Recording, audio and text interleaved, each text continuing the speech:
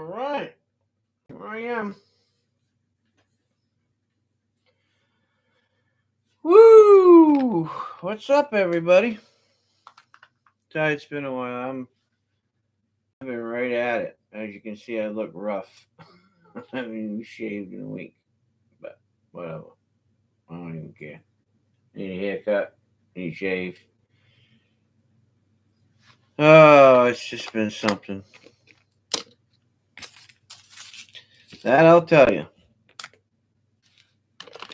For all those people who never do physical labor, you'd never understand it.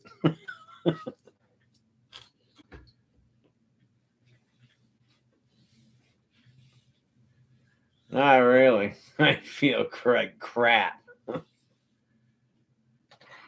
whatever. I'm still chugging along there, Duff. What are you up to?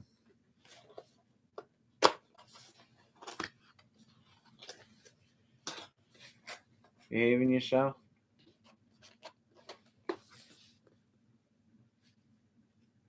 Man, I was supposed to do this review. I don't know how long ago, but I just woke up from a nap, man. I've been right at it, man. I'm telling you. Oh, I tell you, working on your billing, yeah. But I don't have to do any of that anymore. I just pay them. Ah, it's just been terrible, man. I'm trying to I need a bigger chainsaw because I have all this lumber and I need to mill it up. And when you're using a Alaskan uh, mill, I don't know if you know what that is. Um, you really want to have the CCs. I mean, it's a different project in itself. So, um, I don't know. I seen one. It was for free, and I messaged the guy, and he said, "Yeah." And then I messaged him again, and somebody got it, and I'm like, "Well, how is that possible?" He said, "Oh, they came by and picked it up." So I don't know. I didn't understand it, and really, I just lately I could give two rats' asses, to be honest with you. It's just been something, and that's no lie. It has been challenging. You know, you know how it is.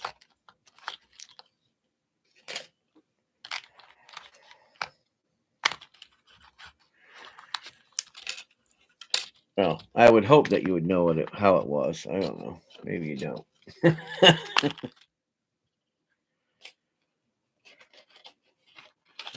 Oh.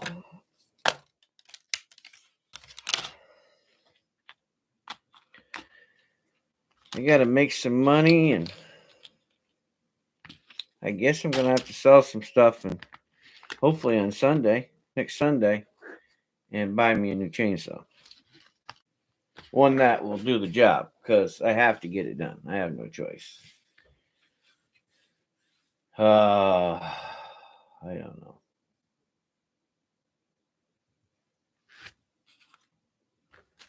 It's something. Your monthly billing. What do you do for work, Duff? I never asked you that. Do you own your own business? Does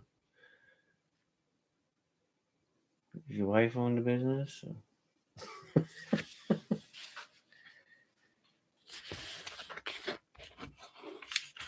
Most of the wives own the businesses. There's this. Oh, I know what that's for.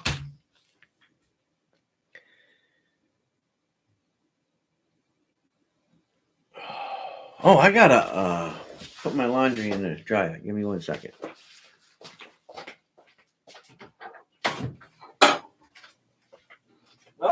I don't. It's still moving.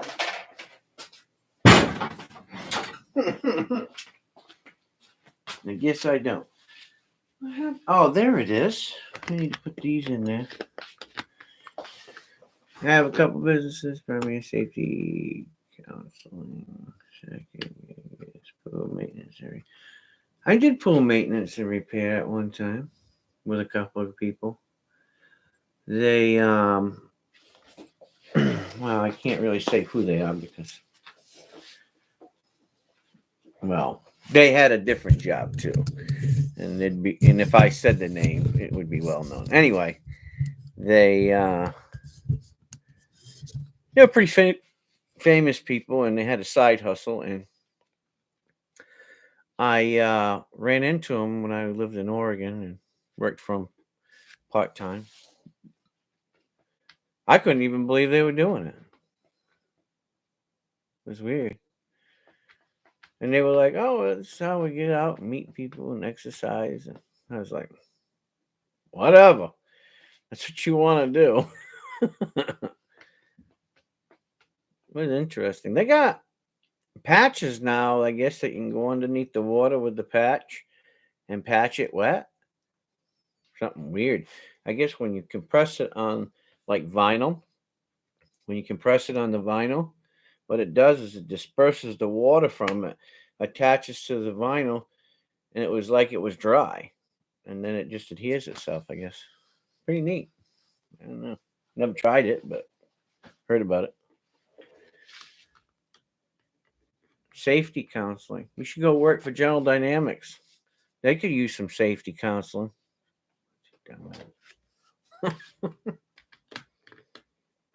I got on thinking maybe George would get on.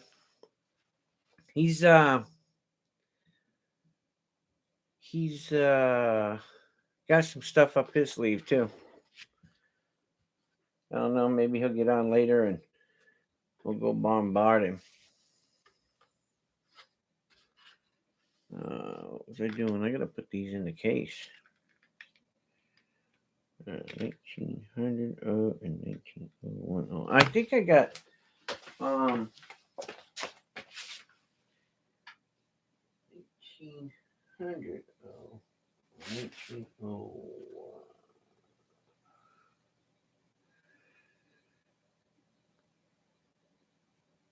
Yeah, I see it. 1885. 1884. 85. Okay, I'm good with them. Guess I don't need them. These I do.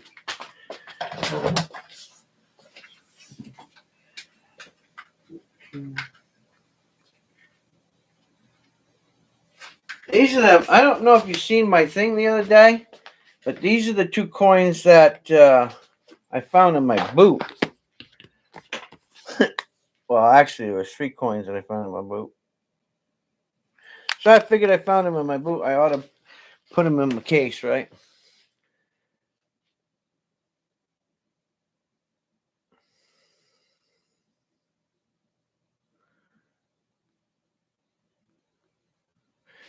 Well, actually, Dev, I'm way ahead of you. I'm actually speaking with a couple of people down there in Toulouse, Louisiana, also down in New Orleans area. And I said if there's something that we can do on our channel that I'd like to see if I can do something, maybe get a little pot together and check them boots more often. Check what boots? I don't have any boots on. I got flippies on.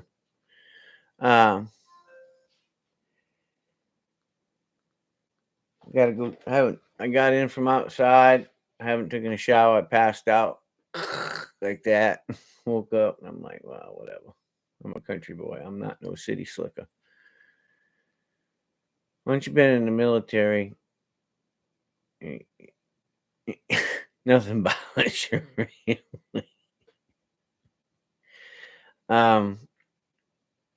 So I don't know what I'm going to do there, but maybe I don't know. We'll see. Maybe next Sunday we'll do something. I'll have to. I might have to pull something out of my hat. Yeah. I don't want to end up being the only one because when I do auctions, sometimes I end up being the largest contributor, and then everybody doesn't really end up contributing as much as me. You know, it's just that way sometimes, I guess. But I'd like to make it a little more presentable, you know, for everybody to get in on it. If I'm gonna, I I'm in one of those positions myself where I'm tight too. I don't have extra money to send down to them, but I'd have to think about what I have. I mean, I have plenty of coins to do. I just have to think about what I can do. You know, reasonable uh, to do something to send it down to them. So I don't know. We'll see. I'd like to send something. You know, um,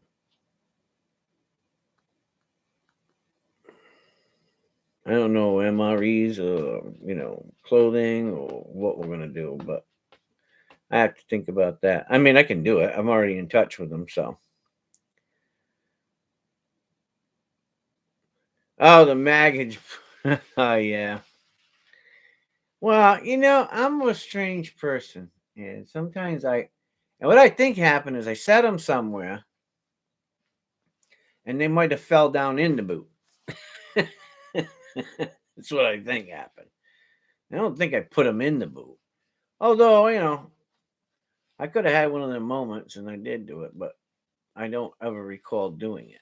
But maybe I did. So maybe I put them in there. Maybe I didn't put them in there. I don't know. I don't want to end up saying I did and I didn't, and don't want to end up saying that I didn't and I did. So, but I did get them, so that's kind of cool. So I'm gonna put them in there. I mean, I already have them in my case, but I'm gonna put them in there anyway.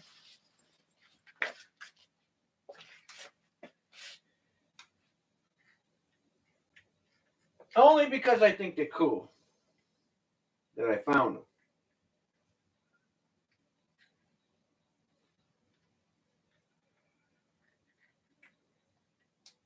Let's see.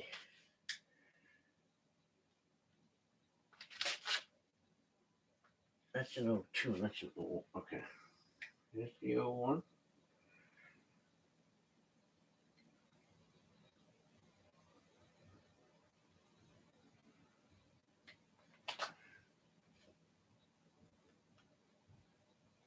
Who knows? I might not have this one.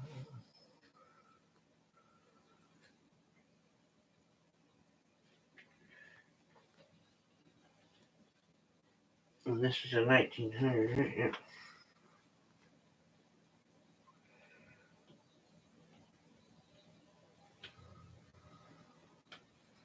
There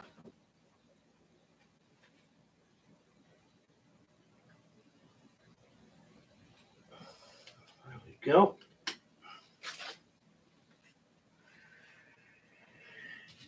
Quite the collection, I guess.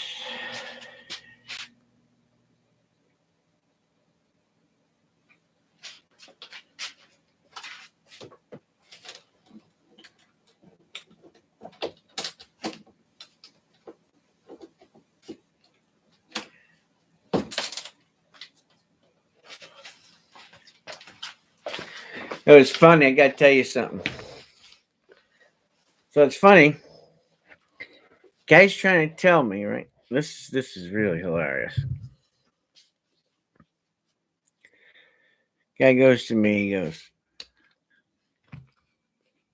"Well, Pastor Bob, I don't understand how it's so rough on you." I said, "What do you mean?" "Well, being out in the woods, it can't be that rough." I said, "Well, first off, my body's pretty beat up from pounding it my whole life. And secondly, my body's pretty beat up from pounding it my whole life. And third, well, my body's pretty beat up from pounding my whole life. I said, so with those three factors involved in this whole equation, that's why my body hurts. So when you're doing something and you got a lot of it to do, which I do have a lot of it to do. And my brother helped me yesterday, and my friend Andy. And when I get to doing a lot of things, I like to do them, and I don't like surprises, and I don't like, things just present themselves to me, if you know what I mean. I like to just try to get it done. I'm a pretty private person when it comes to my house. I know I shoot videos and stuff like that, but when it comes to bringing people to your house, this is your safe area, you know.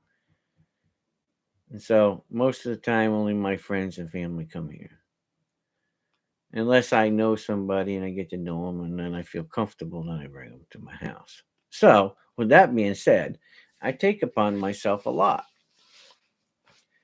and but that's by choice, and so I try to not overdo it.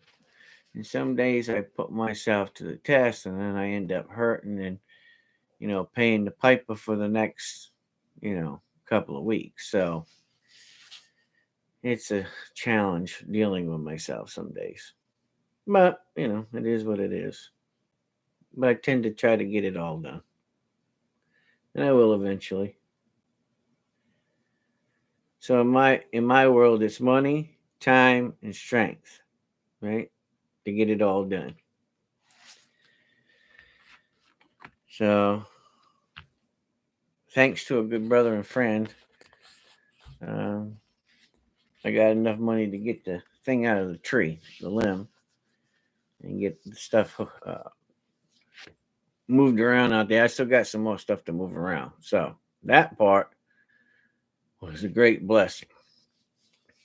But the physical part, and then you got fuel, and then you got this and chainsaws, and unless people live that life. Oh, you got to run. Wife is calling me upstairs. Okay, see you later. Take care, Doug. So unless you live that life and you understand that, you know, you got to have your extra chains because look, anytime that you sit down to, well, unless it's really bad, if it's not really bad and your teeth on your chainsaw just need a couple of swipes, then it only takes 5 or 10 minutes, you know, to freshen up the teeth on the chainsaw blade. But periodically, people leave nails in trees, kids from years ago, or hooks, or stuff that you don't see, and you're cutting it, and then you mess up the teeth, and then you got to sit down for an hour. So instead of doing that, you want to get yourself some extra chains. And generally, I run two chainsaws. So, and I have a backup, but even then, now you're running two chainsaws, so you've got two chains. So, um, I haven't seen any good chains because I like to buy good chains. Carbide chisel, chisel chains are the best, I think.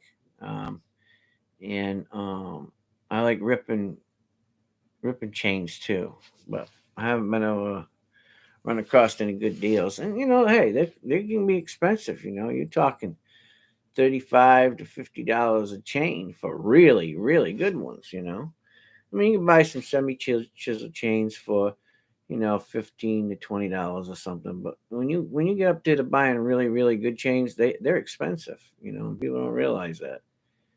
And then you got fuel, and then you got your 2 cycle oil mix, and then you got your oil. All that stuff costs money, and people don't realize that.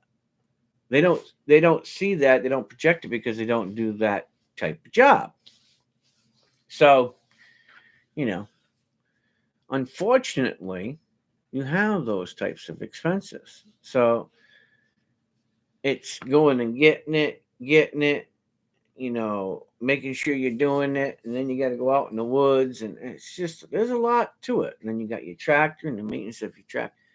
People don't get that.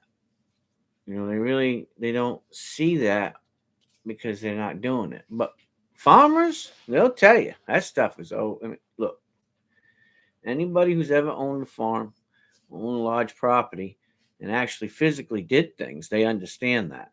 You know, um, people who play farmer, and what I mean by that is they dabble in it. They're not fully into it. I, on the other hand, grew up on a farm. You know, I mean, I lived in Exeter. Grew up. Well, I grew up until I was 10 in Bradford, and then we moved to Exeter on my grandfather's property, and I lived there in a mobile home. And but even though I lived there, I used to ride back and forth to my uncle's.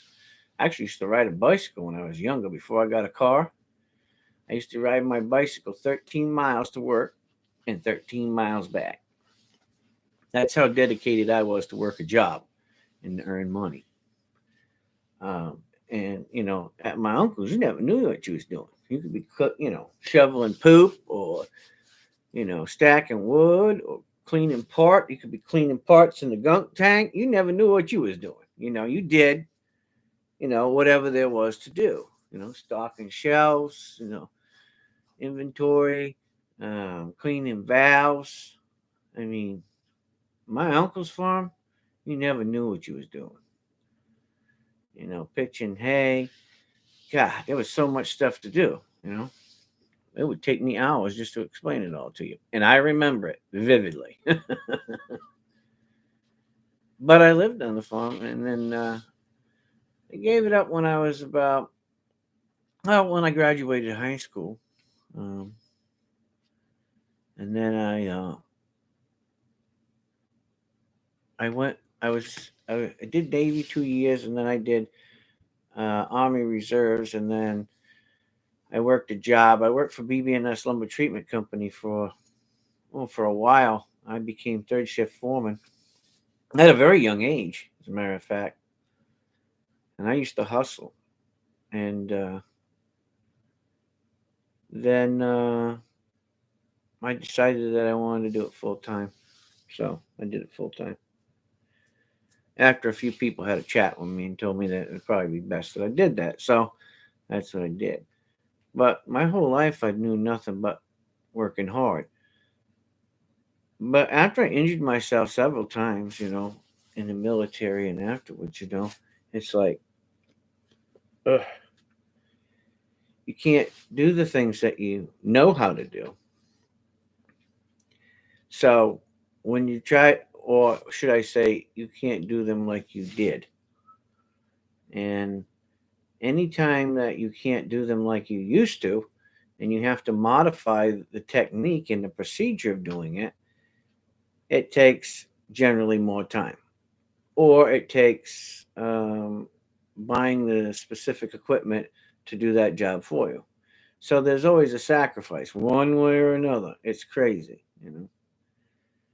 So it's a learning process. Learning curves, right? And then, on top of it, trying to be, a minister and pastor to people, you know, people will say, oh, pastors don't have that hard of a job. Well, believe it or not, you have to think about everything that people are saying, what's going on in their life. And there's many different types of backgrounds and people and jobs. And, you know, look, I mean, you can deal with everybody from, a congressman to, a guy who's running a wood chipper all day. And everybody thinks differently and acts differently. So, being a pastor isn't easy sometimes. But in retrospect of all of that, mine is a little bit easier because I do everything here at home. And I don't go anywhere. I stay at home. If I do go out, I go out early, get it done, and I come home. I don't deal with a lot of people because of my life and how my life is very complex. And most people don't realize that about Pastor Bob. I have a very complex life. And I don't engage people with that because it's really none of their concern. So that's why I'm very careful about the things I do, the people I have around me, and how I do it. Um, because other people engage in life differently than I do, um, they don't see life like I do, and they don't, you know, that's not at the top of their list. And sometimes they don't learn to respect that, you know. And well, that's something that they have to learn, you know. I had somebody call me up and they wanted me to do a wedding, and I said, you know, I don't have a problem marrying you guys, and then you guys can have your own reception or whatever. But I can't do a lot of people. I just can't. I can't do that right now. You know, there's just too much stuff going on in the world today, and it's too easy to compromise myself. And when I compromise myself, then I'm not available for other people when they need me because you know, some might get sick or something like that. So I try to use my noggin. You know, so it is complex. Anyway, I don't know why I got off on that gander, but I did. Hope the video's coming through all right. Anyway, I see somebody watching. I thank you for watching. Um, Somebody sent me a message this week and asked me, how come I haven't been doing a lot of live streams? I said, well, you know, I've been doing videos, but not a lot of live streams. I usually do a lot more in the wintertime because I have more time to do that. Um, I try to get other things done. I'm trying to get some projects done um, for winter. I have, you know, I'm trying to get these things done. Have some special auctions. I'm trying to finish up. I'm building a ukulele for one friend for his grandson and a brother. Um, I got two guitars to finish. Those will be auctioned off in the fall, um, towards Christmas time, and then I got some other things that I'm working on, some other projects that I'll be auctioning off, and then a few giveaways. So, you know, I do stay pretty busy. It's not just the videos you see. I do many different things. I'm always constantly trying to fit in as much as I can, but my body can't take it. And most of the time, mostly everybody in my family knows. You know, I'll do something for a few hours in the morning, and I go lay down and go to sleep, and then I get up and I'll have something to eat, and I'll piddle around, but I try not to push myself because then my body hurts me so bad that, you know, it throws me into the whirlwind. So I got to be pretty cautious about how I do things. So, and that's pretty much it. So that's what I've been doing. I've been pretty busy trying to make room out here and get some of the stuff done and move some of my tools up there, and that way I'm a little more organized for the winter. So maybe I can do some projects. I don't know, um, out in the shop this winter time. I gotta get some new boots, something more comfortable for my back, and maybe I'll do some live videos out in my shop, maybe on a laptop or something, you know, where you guys can see me live doing something.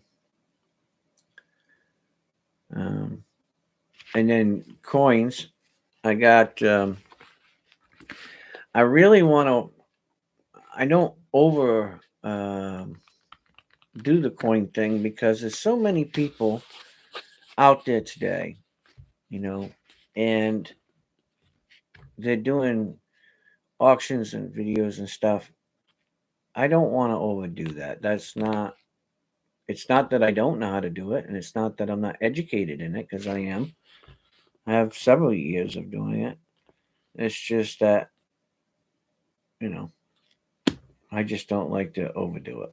That's all.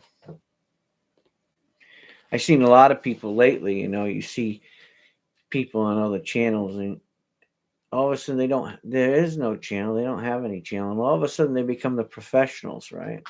And they know everything about these coins. And you can tell by their how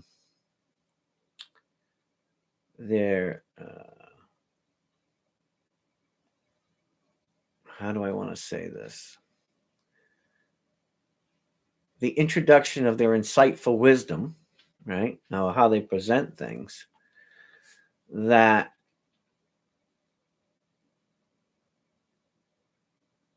they're trying a little too hard to educate people on coins.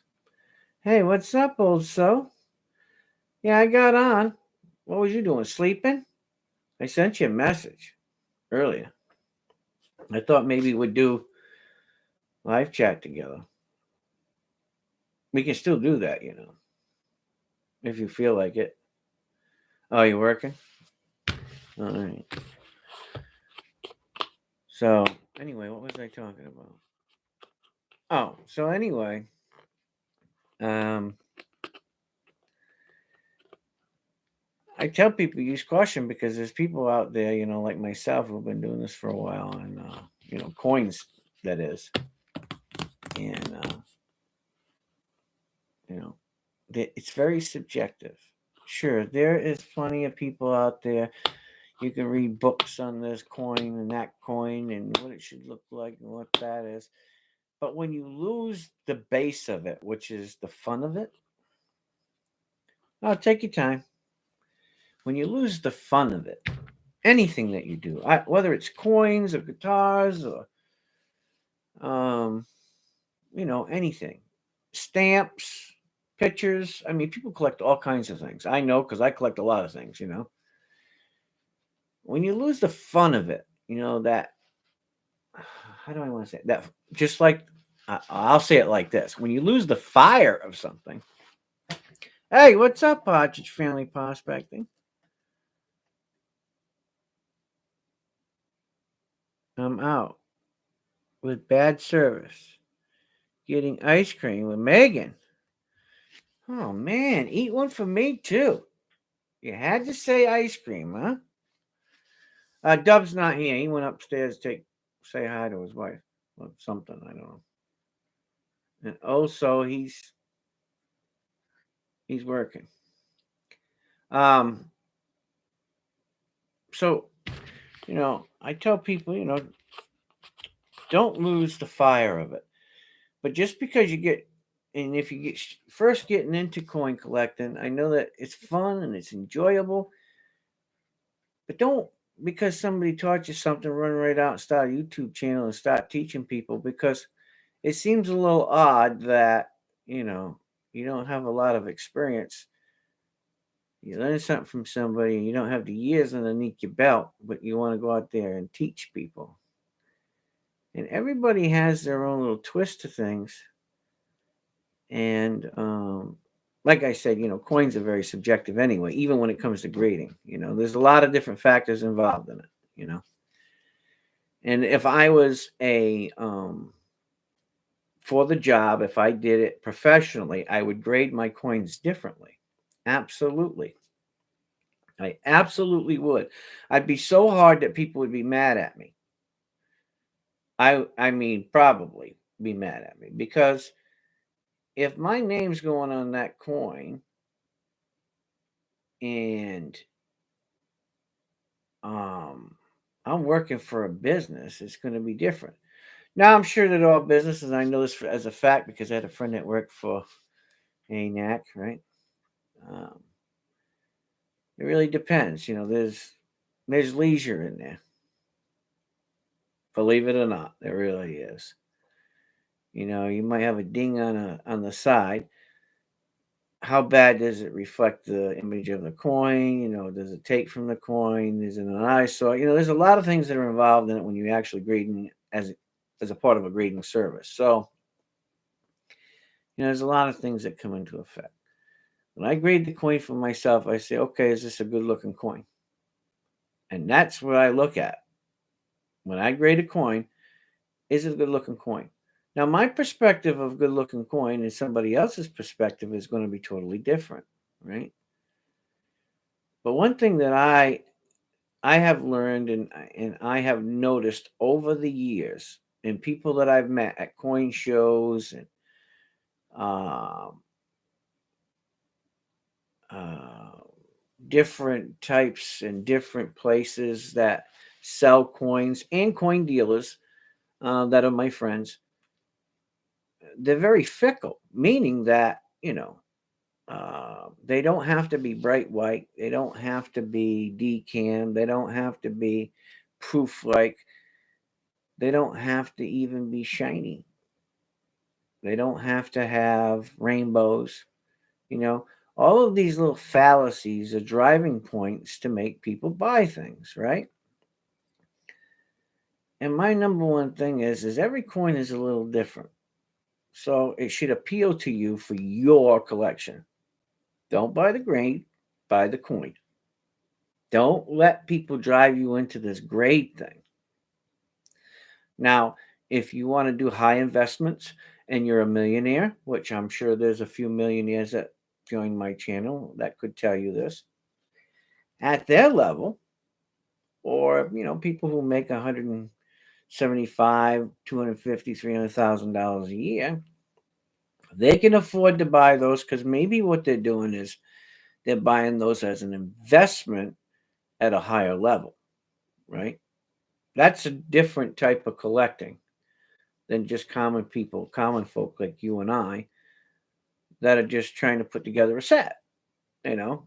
Um, buy what you can afford and whatever it is, quarters, nickels, dimes, pennies. And then you have something, you know, and maybe you're collecting to give it to your children or your grandchildren or something like that, and you're collecting several different sets. Now you really have to be cautious on how much money you spend. So my advice to everybody, and this is my advice, right? Mosquitoes. Oh God. Hey, they make that spray that you put on you. I don't say put it on your skin, but you put it on your clothes. You know, bug repellent. Yeah, put some on, bruh. Put some underneath the seat of the truck. Glove box, something. Otherwise, you're gonna come home and look like somebody shot you with buckshot. um, so have fun collecting, and always think about, when you buy something, maybe it's not the best. Start off small, and then when you find something a better grade, then you could sell the other one and bring that one in. That's how a lot of collectors do it. You know, I mean, somebody was oohing and ahhing about, you know, my Morgan collection, but that takes years. This is my second time doing this, so it takes years and years and years and years and years to do it. You know, so you know.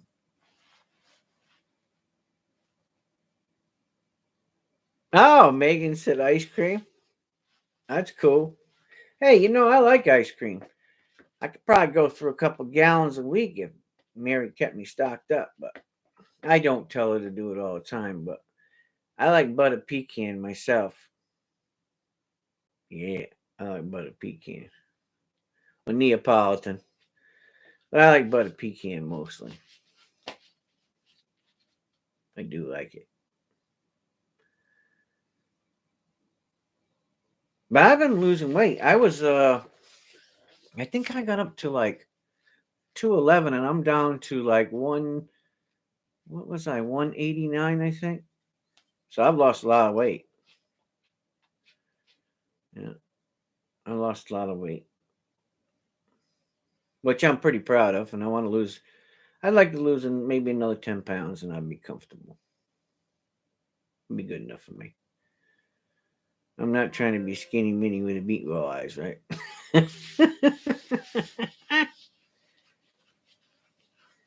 That's all right. You just keep gaining that weight, boy. I've slowed down quite a bit, and look, There comes times in your life where you just feel like you want to do that, you know? So that's where I'm at. I'm feeling like I need to lose a little poundage. You know, when it hurts you to bend over and tie your boots, you just may be a chunky butt. I'm just saying. Did you like the video I did of my brother trying to pull a tree out of the tree? Oh, you ain't seen nothing. We're gonna do some more videos, some crazy videos here soon. Trust me. Probably stuff you never thought you'd ever see in your life. That's all right though. It's all good, right? It's all enjoyment. You never know what you're gonna get with me anyway. You might like me some days and hate me others. Whatever. Story of my life. Anyway, I want to show you guys something. It was about, oh, I don't know. It was maybe about 3 or 4 months ago. I got a hold of some people and they were telling me about these telephoto smartphone lens kits. I hear somebody walking. Hold on.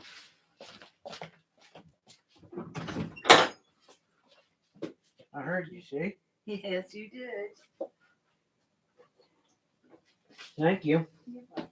Partridge family's eating ice cream, man. What kind? I don't know. Wouldn't tell me.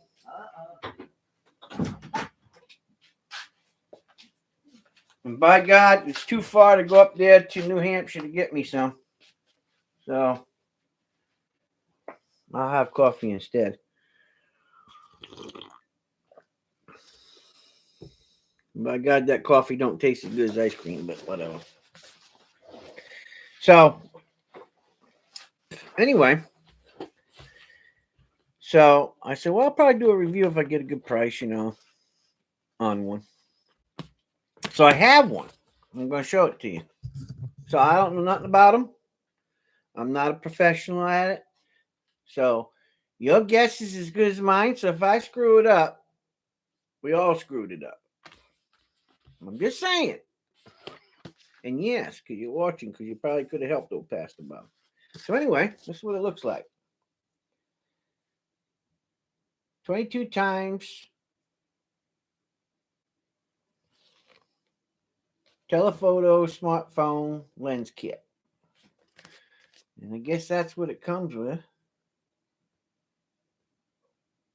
So we'll open up the box and we're going to see what we got. Something different. Hey, who knows? Maybe it's going to be cool. Oh, look at that. Comes in a nice little case. Look at that. That's pretty cool, huh? Yeah. Ooh, that feels nice. I don't know what that is, but it feels like suede. I doubt it is, but well, I don't know. Oh, look at that. That's pretty nice. Look. I don't know if you guys can see all that.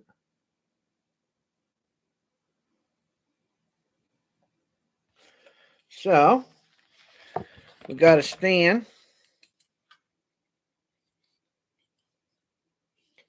Little stand.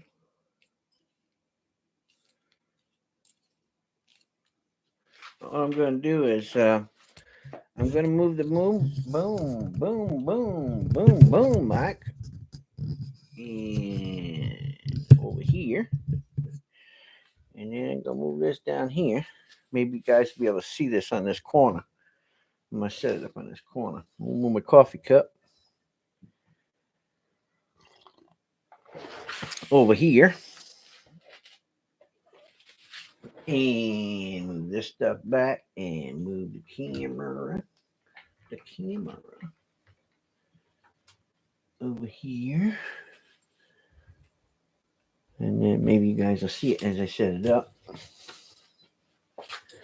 So here's that. Got some directions in here. Seems like. Okay. So we got this little looks like a holder for your phone. So it can go on the base like this, or it can go like this.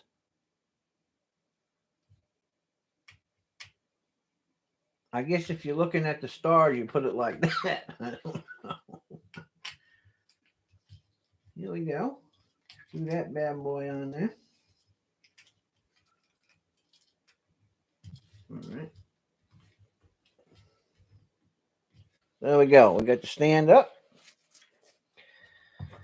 And then, all right, we got these little caps on the end. So,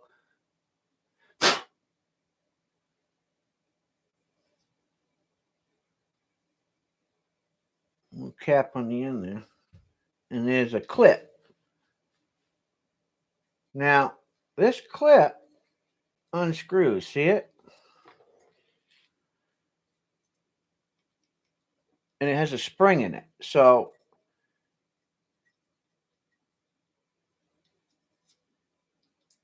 it can only open so much. Then it has, well,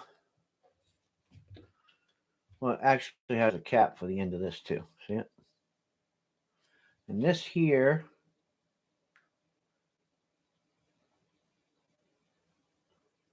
is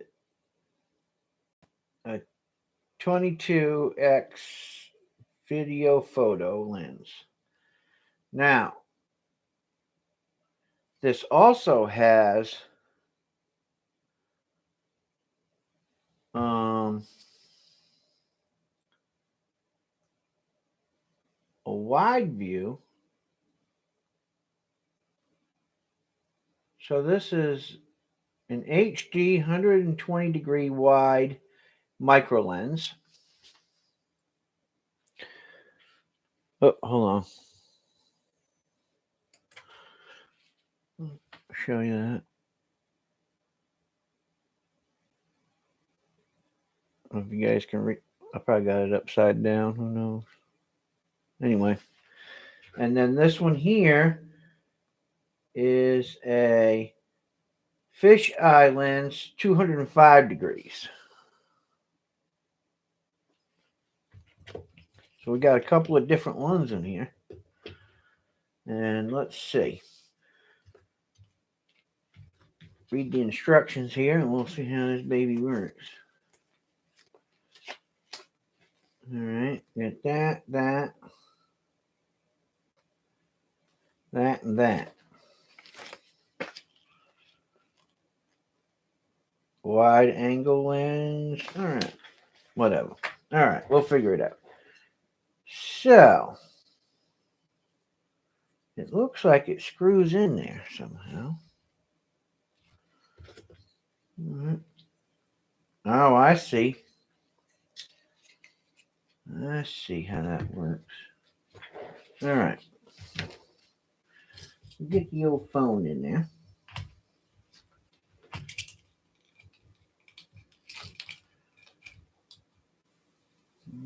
Is that the way I want to do that? Hold on. All right. We'll do it that way. Just get your phone in there like that. You guys see that? Yeah, you guys can see that. Turn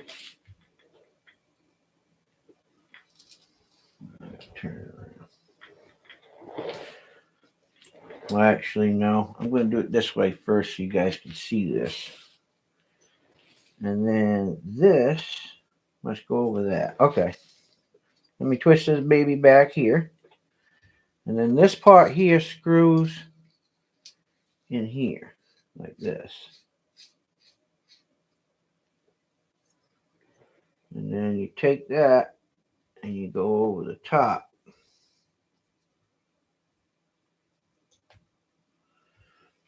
that. Now this slides. See this?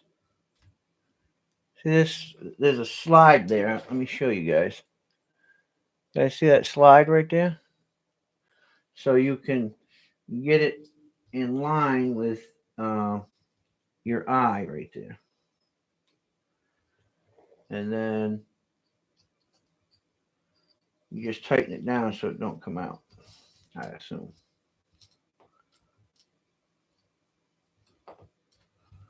All right. Let me see. I assume that's how that works.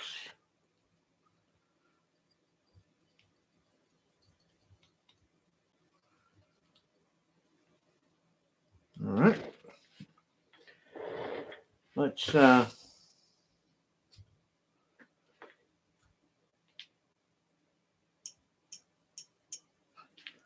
going to see if I can get it to where we can look out of it.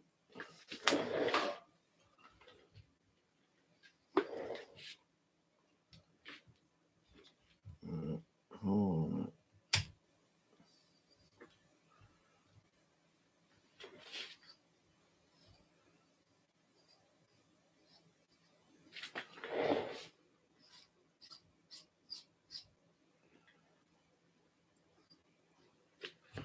I got to get it lined up here. Wherever I gotta line it up.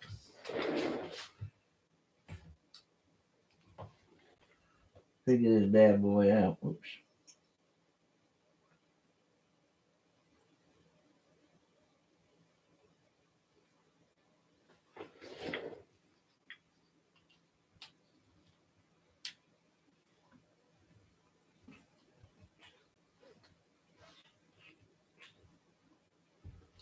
Well,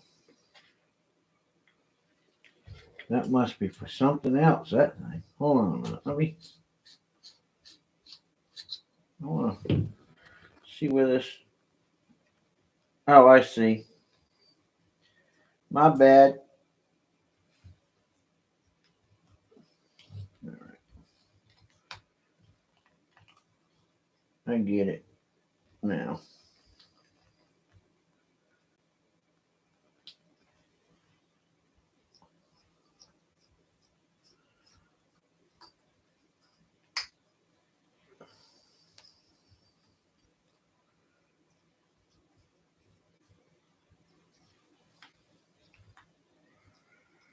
There we go.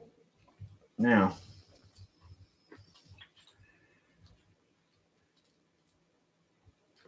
let's, I'm going to stick a small lens on here. That big thing is a big thing. Hey, we're just learning, right, guys? We're learning. Lord have mercy. You ain't lying. HD 100. Oh, yeah. These are double capped. All right, so here's the lens. We screw this bad boy on here.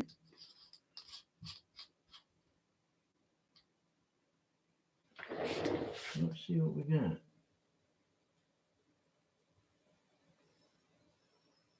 Oops.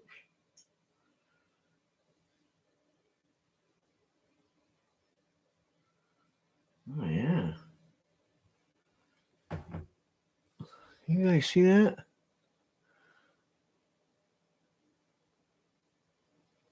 Look at that.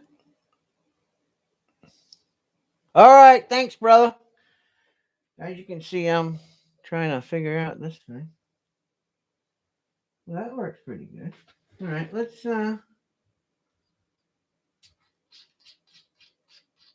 take that lens out. No, that one works.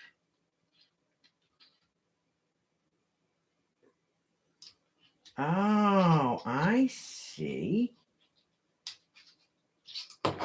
Oh, crap. I almost fell on it.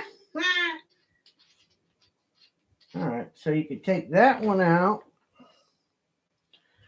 I think you can put this one. No, hold on. Maybe I just. All right. I see. Is that the same size as that one? No, it's not. Man, this is weird. All right, that works.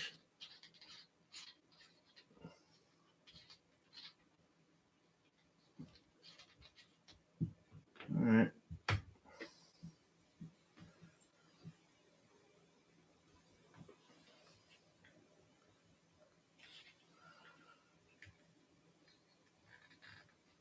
Okay.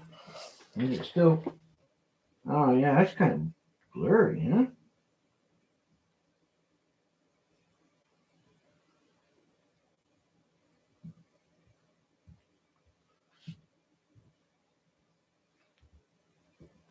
Huh.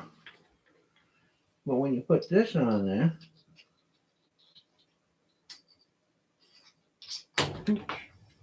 shoot. Well, I'll tell you what. Lucky I'm not getting paid to do this because I'm sucking at it. All right. Hey, look at that.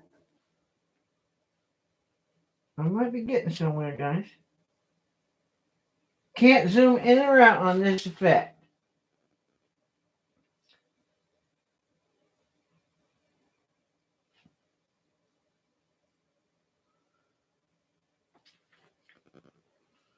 Oh, wait a minute. It's looking at me the opposite way. What the heck is going on? Oh, there we go. All right, cool. All right, we're getting somewhere. Hold the boat. Oh, yeah. No, I don't want that. Don't do that.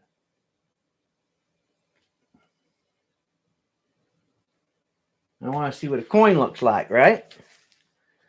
So let's grab a coin. Can you guys see this? Yeah, you guys can see this, right?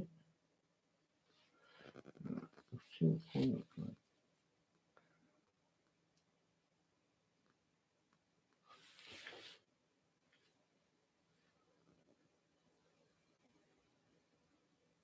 You pooper.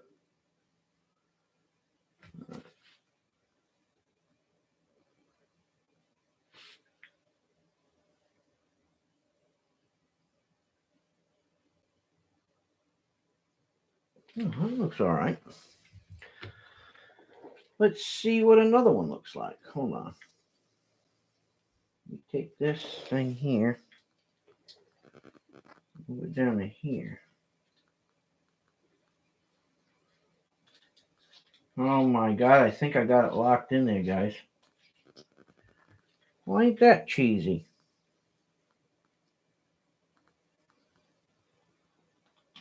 Oh, I got it. I got it.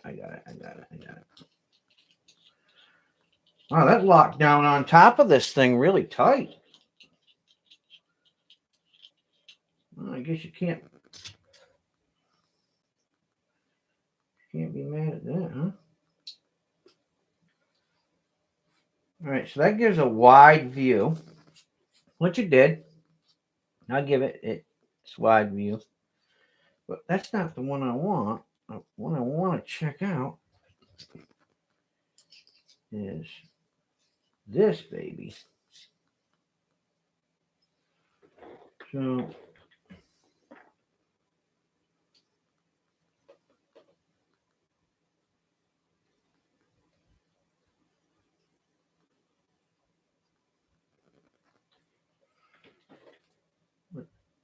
oh, look at that. All right, hold on.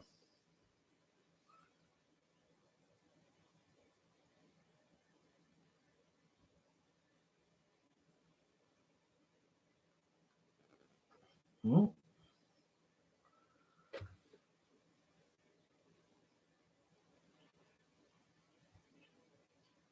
I'm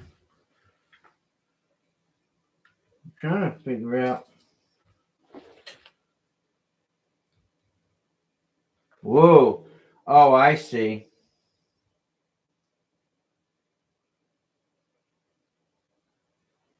That's for real long.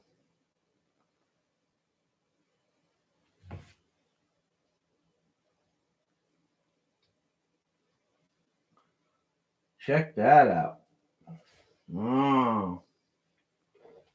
All right. You can read. Look at that. That's that guitar up there on the wall, right? I get it. So if something's, let me see something here. I'm going to zoom in with this. And then I'm going to,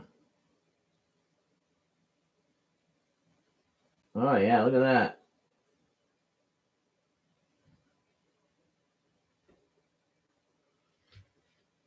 Stop moving it. I'm trying to.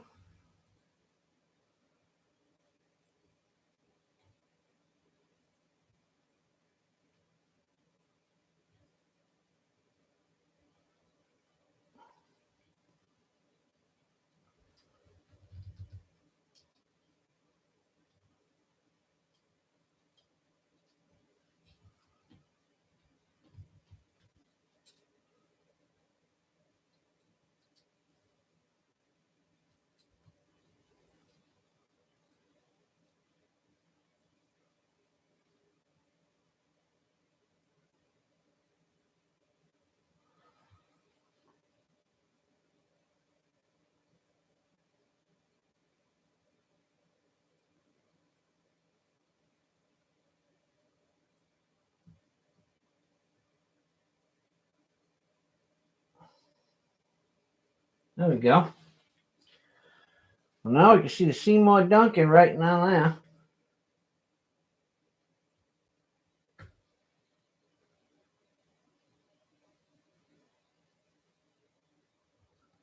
On that pickup over there.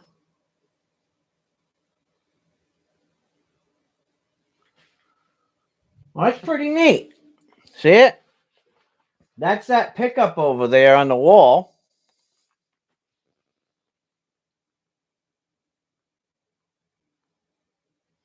Well, it came in a kit, I mean, I'm just doing a review of it.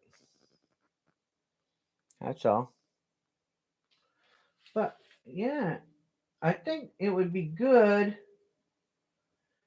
if you was taking pictures outside, like, something was a long distance away and you was trying to pull it in. It'd be great for that.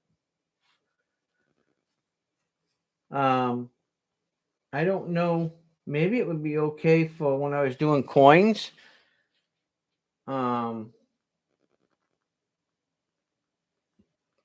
Just shooting a video. I think it would be fine.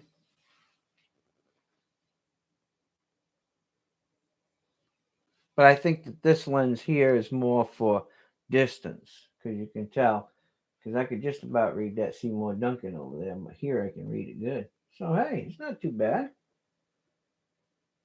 I think what I'm gonna do is pull this off like this, and I'm gonna try something else here. So I'm gonna put this cap back on here. This back in here. And then this one here is a macro wide lens, HD, right? So what I'm going to do is I'm going to put this on there.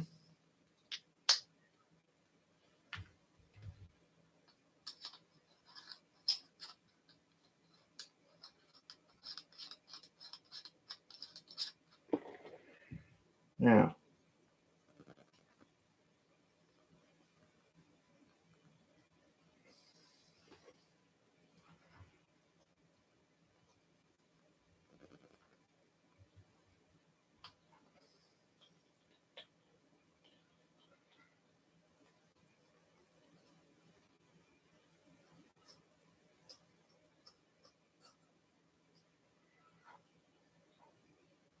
me try something here. And then what I'm going to do is I'm going to mount it the other way to look at coins. What's that? You'll have to make me blue again. What happened?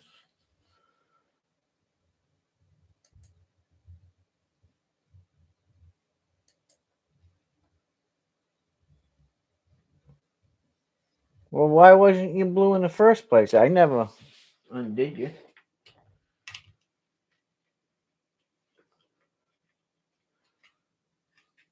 That's weird. Okay, let's try it this way. So,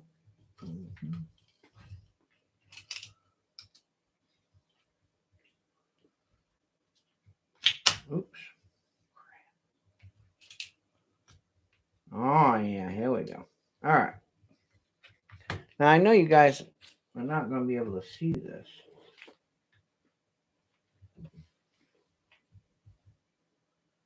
But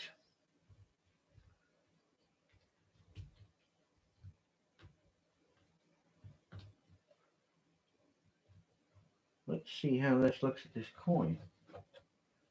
Oh, yeah, that's pretty good.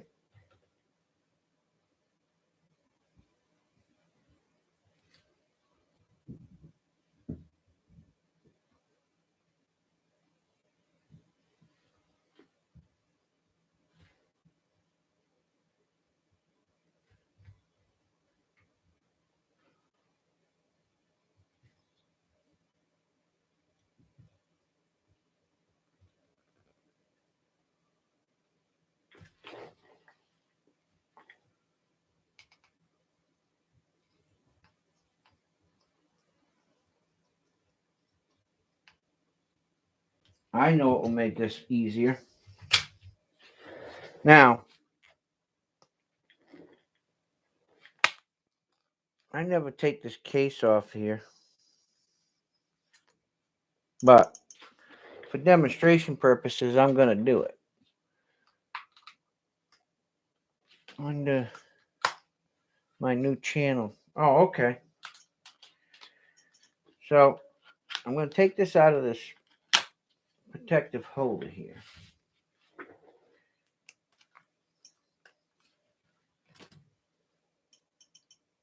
Now,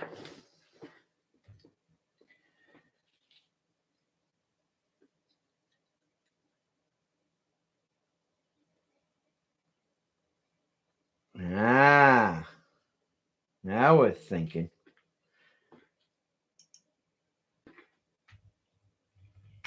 Now we're thinking, guys. Oops.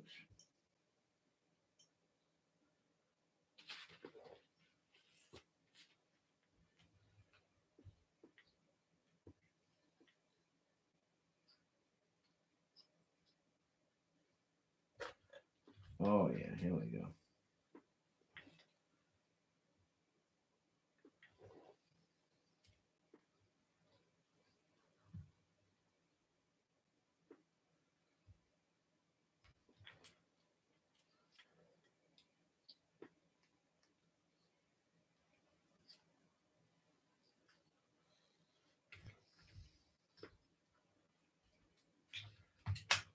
Well, this is kind of a weird thing here. Oh, there we go. All right.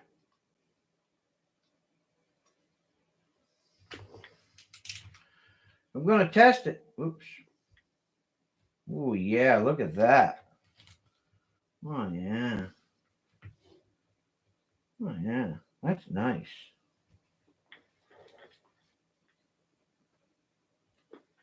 Let's see if we can. Oh, yeah, that's good. That brings up the coin really good. I can really look at coins now. I'll have to do a video on this.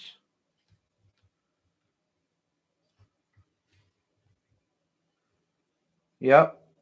It brings that coin up really nice. The only thing I think that it needs is a little more light at the bottom. Otherwise, I think if I did it like this, and then did the coin like that, you can see.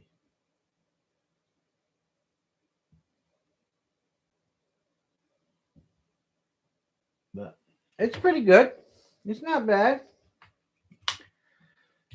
Takes a few minutes to figure it out. Don't try doing it with. Oh my lord, no. Um, Doing it in the case, absolutely not. It is not for cases. So I'll let you all know that right off the bat. If you're trying to do these or buy this kit and use it in a case, you might be up Poop Creek without a paddle. But just the phone itself, it works great. And the reason why is if you look at this aperture right here, right? This tension aperture, first off, this is only plastic, right? And it has to sit flat. Well, when you're trying to sit it on this big thing, what's happening is it's overextending it and it's putting this on an angle. I'll show you. I'll put it on there and show you. So when I back this off and I put it on the camera, you see what it's doing? So you're not getting the full spectrum from this lens. So if you have any kind of cover on your phone, before you try to use it, you might want to make sure that you take this cover off of your phone, guys. Okay? Just letting you know. Otherwise, I think it works good. This one's for long range. So if you were sitting up on a bank or something, you want to look at some deer or something while you're out in the field and bring them up better into view, this would be good for that. It's a nice portable little kit. Even maybe if you're out looking at insects or something like that, in the woods, it could be used for many different things. Yeah, it's pretty neat. Yeah. Yeah. I don't see anything wrong with it. Now, I'm not sure of exactly how much the kit was. I believe it's I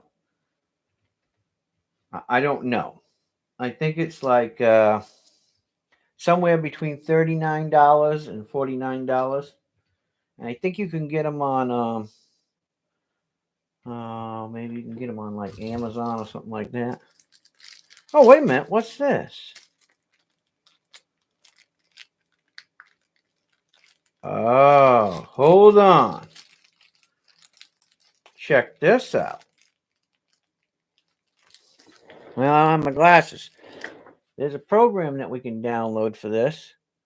And this is hooks up to your hand. So if you want to get out in front and you want to snap a picture, you can download it for whether you're using Apple or Android.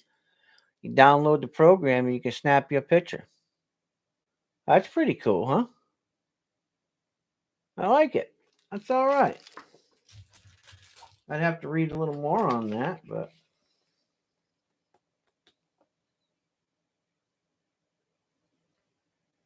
so I'm sure that it would probably be a little more helpful when I download the program. It would probably help with the zooming of the whichever camera that you own.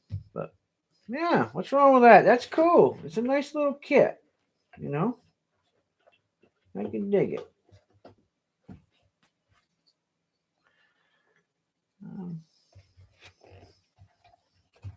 Is it for everybody? Probably not. Do I think it's kind of a cool toy? Yeah, I could work with it. I'd probably have to, play around with it for a while and learn it a little more, but it seems to focus okay. And it has that little button where you can snap your own picture. So for the price, yeah, why not? And you know what I do? I tell people, always look for the sales, the buys, So if this is something that, you might be interested in, a little lower, it's not as expensive as, buying like a Canon, an expensive Canon camera or something like that. And you want to use your smartphone, then this is what it is.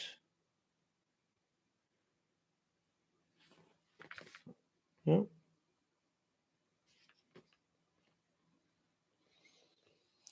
The product number, I'll put the product number up here so you guys can see that. And you can look at that in case you want it. Maybe you can scan that barcode and then pull it right up. Okay, so there it is, 22x telephoto smartphone lens kit. Pretty neat. A little different. Like I said, I'll have to play around with it a little bit. Maybe I'll shoot a video this week with it. Something different. I said I was going to do a little video on it, so I did.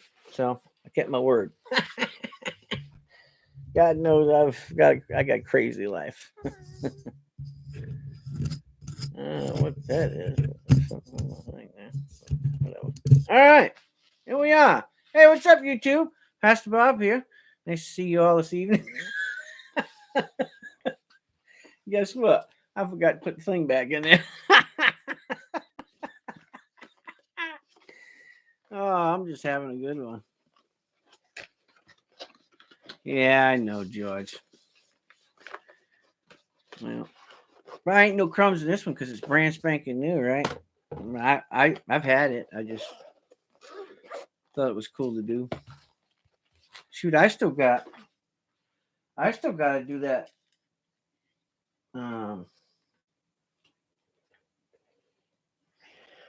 That PSW 10 subwoofer. That's a monster down there. I'll do that maybe sometime. There was no rush to do it, so I'll probably end up doing that sometime this winter time, closer to Christmas.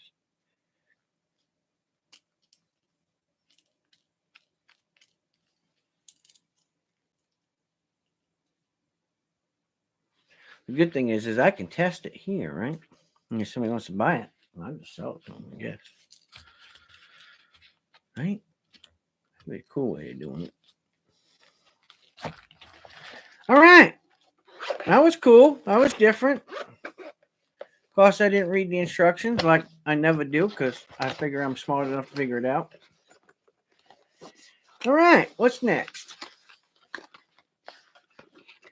Somebody send me a chainsaw, a new chainsaw. Let me demo that because I could really demo a nice chainsaw. Heavy duty one, probably 75 or 80 cc. So if you want to send me one to demo on my channel that I can keep and run ragged, if you're out there in the YouTube world, you want to hook old Pastor Bob up, I might even do a quick video on that. Somebody wants to donate a nice big chainsaw to the channel, have me check it out. I'll check that bad boy out. And maybe after I check it out, maybe I'll send it to one of my viewers to check out too. We can run it around in the family and see if we can dog it out.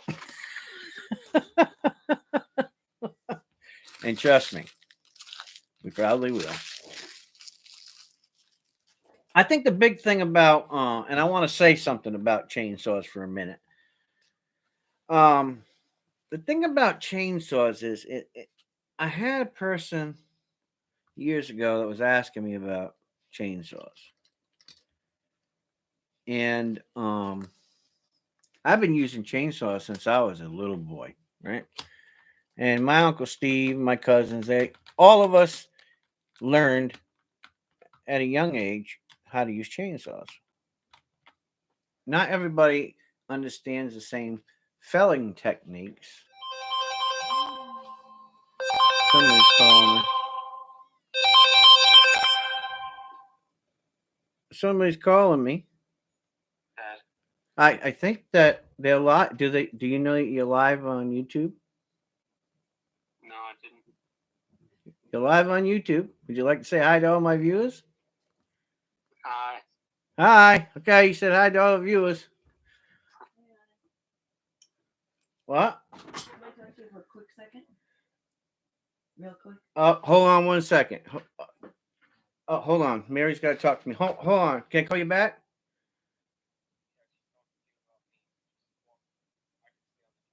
Oh, give me 1 second, guys. I'll be right back. Yeah, go ahead.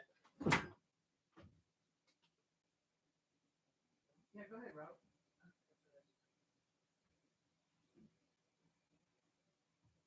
Oh, okay. Hold on.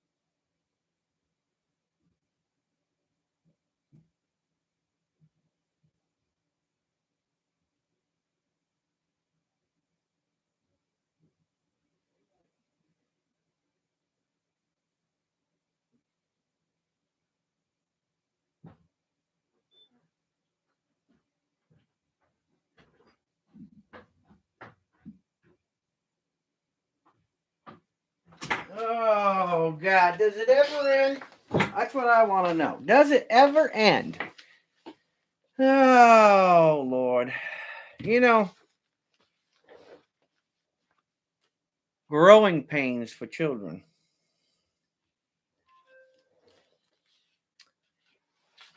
Let me bring something up here. And this is a good point because some people have been asking me lately, Pastor Bob, you never do any counseling, right? Well, I don't do counseling on my channel because I didn't start this channel. And I think that maybe Old Soul Poet and me, when we get together and we do our combination videos together, maybe we can do a little more of this for people. And I think it would be a little more productive doing it together because we both have a lot of insight. We have a lot of background. We both have a lot of life knowledge and college experience. I really, college teaches you the basics, But really, nothing against my professors. God bless y'all. But it's life that teaches you these things. And my thing with life is that it hands you what it hands you, and you don't know what it is or when it's going to come, right? And you can have trauma and you can have shortcomings at any age. Yeah, that's correct. That's correct also. The thing about it is when there's two of us, uh, we can frog leap on one another and stay on track, right? And if one of us misses something, the other one is not. And we're very good at that. I know that most of the people out there in our community don't realize how close Old Soul Poet and me are. We're like brothers, right? And it's very ironic that you meet somebody that thinks in likeness to one another on many different accounts and many different subjects.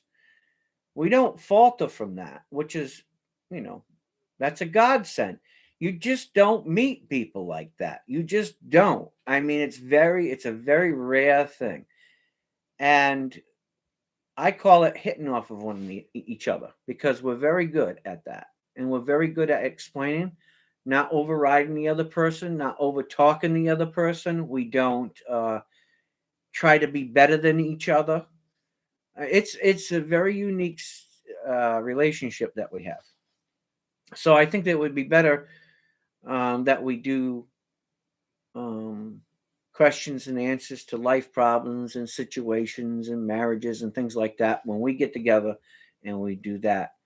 And we're going to be doing it very soon. We've been talking about doing things together for a long time. We just don't put that out here in the opening because we're not, we're not we wasn't close enough at the time to do that. And also Poet is getting there, and we're going to be doing some stuff pretty soon, so stay tuned for that. You're going to see the two of us doing streams together. And but I do want to touch on something. And that is relationships when you're young. When you're young and you find that significant other for your life. Now, I say significant other because I like to be polite to all relationships. It doesn't matter whether I agree with the sex that you choose, whether it's female and female, or male and male, or male and female. And I say that not that I agree with lesbians, and not that I agree with the lifestyle of homosexuals. That's a personal thing. As a pastor, my job is to love people and help them and counsel them and be their friend. It's not to judge them, and it's not to dictate to them how they want to choose the love of their life. Now, some pastors would say, well, you're going off the gander. You shouldn't have said that. You shouldn't do that. That's not what the Bible says. No, what the Bible says is that we need to learn to love one another. And I think if we're going to take on that responsibility of teaching people how to love, it's everybody, right? Because what I'm about to talk about has to do with relationships. And relationships are just that, relationships. Okay? Now that that's said, and I hope you all understand what I'm saying, and I hope that you all are mature enough to understand why I said it that way. I want to talk about relationships. And I want to talk about understanding in those relationships. Okay? So here it is. Relationships are give and take. And what I mean by that is You can't always have it your way. Sometimes, and in most relationships, there's going to be one that's probably a little stronger in some areas of that relationship than the other. Is that always the case? No. But mostly in all of the relationships that I have counseled people with, there's usually one stronger in one area than the other, right? And hopefully somewhere along the line they balance themselves out. But what I try to explain with people who have problems with relationships is that you can't be bullheaded, right? You can't always want it your way. You can, but that doesn't necessarily mean you're going to get it your way, right? 9 times out of 10, that's going to turn the other individual off because you're not open-minded enough. You're not listening, okay?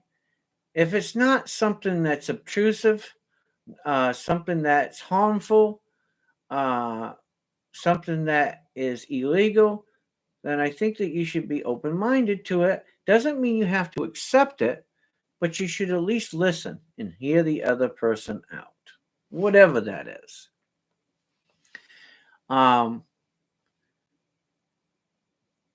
So what I see in my daily life as a minister and as a pastor is that, and I talk about this a lot, this is a common thing, is that you have to be able to talk to one another, not yell, not scream, not have the inflection of your voice going up to try to over, bear the other individual, right? With strength in your voice to try to win the conversation, right? Or the argument. I think everybody gets upset and everybody gets mad from time to time. Every one of us, me too, included. Okay. And sometimes it's from arrogance of the other individual, not listening to you, not hearing you out, not being calm, thinking that they know too much, thinking that they're overly intelligent, that they got all the answers, and they don't have all the answers. None of us have all the answers to life and the perfect life and being perfect. We all will have shortcomings in it. We all will falter, and we will all, from time to time, put our relationships in jeopardy. And the jeopardy can come from many different things. You could have an absolutely no arguments in your relationship, right? Now, I want you all to hear me out. Have no arguments at all. I mean, you might bicker a little bit, but you don't have any just blown out arguments, right? Because you try to, well, maybe most, I'm not saying that everybody that comes to my channels are Christians, but we'll take Christians and Muslims and Jews. We'll take those as a sect first, right? So we got 3 of the most major religions in the world. Most of them, they practice what? The most common thing that all 3 of those practice is love, respect, understanding, dedication, and faith, right? So when you're taking on in a relationship and you're faith-based, you ever notice that a lot of times in your relationship, faith goes right out the back door and has nothing to do with what's going on in your life. You take nothing from what you say you believe in, and you say that you understand, and you say that you love, and you say that you try harder every day to be a better Muslim, a better Christian, or a better Jew, right? That goes right out the door when you're in an argument, right? It does. And that's 9 times out of 10. So when people ask me, what do I need to do? I say, well, and it sounds shallow, But this is true. I said, well, did you pray about it? Did you ask God about it? Whoever your God is. You can have the God of tree or the God of guitar or whoever. You got to settle yourself down and think about it. Because you're never going to get anywhere with arrogance and ignorance. Trust me. From time to time, we all falter and we don't settle ourselves down. And that happens. It comes out of us.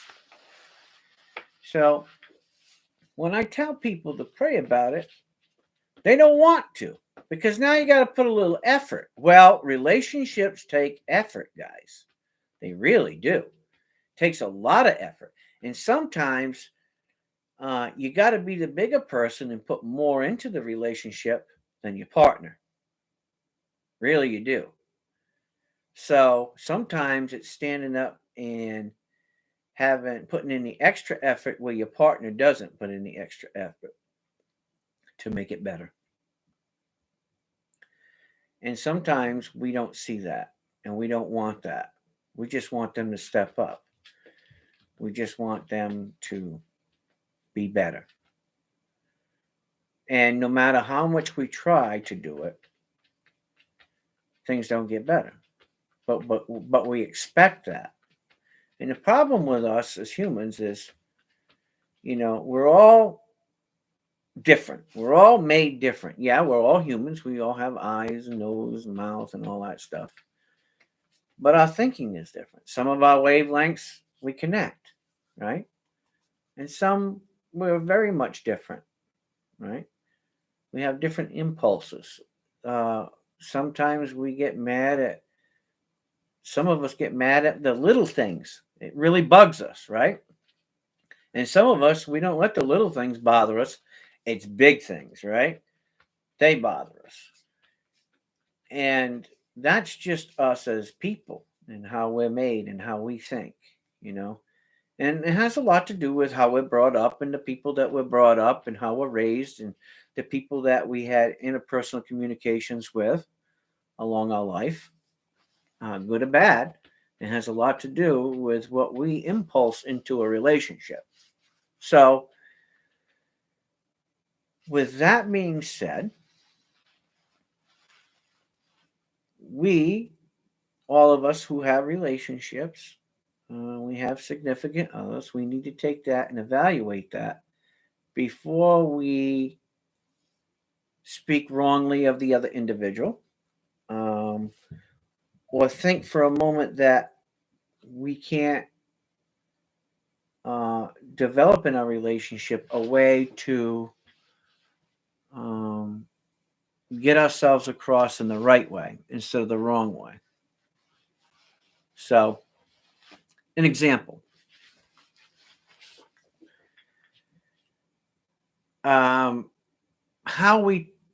I'm going to have a conversation. So I say to George, "Hey, I need some money, man. Send me some money." Right? And he's going to be like, "What? Oh, what are you talking about? Is that any way to ask somebody?" "Well, I need it, and you said you'd hook me up, so send me some cash." Well, whoever's watching will know that that's not the way to ask somebody, right? That's not the way to go about asking somebody for money, right? This is an example, George. It's not real. But I'm using this as an example, right? So now the other person, they're kind of offended by that, right? Because, well, I may have said that you can ask me for, money if you need it, and I'd be more than willing to help you. But that's not the right way to come across it. Now, if I thought about it for a minute, and I have respect for my friend, and I said, "Hey, George, I'm going through a rough time right now, and I could use a few extra bucks, brother. Do you have a few that you could spare? And, I'll try to get back with just one way or another. I'll try to make it up to you. You know, it might not be now, it might be down the road or something, but I could really use your help. Can you help me? Now you've done it a different way.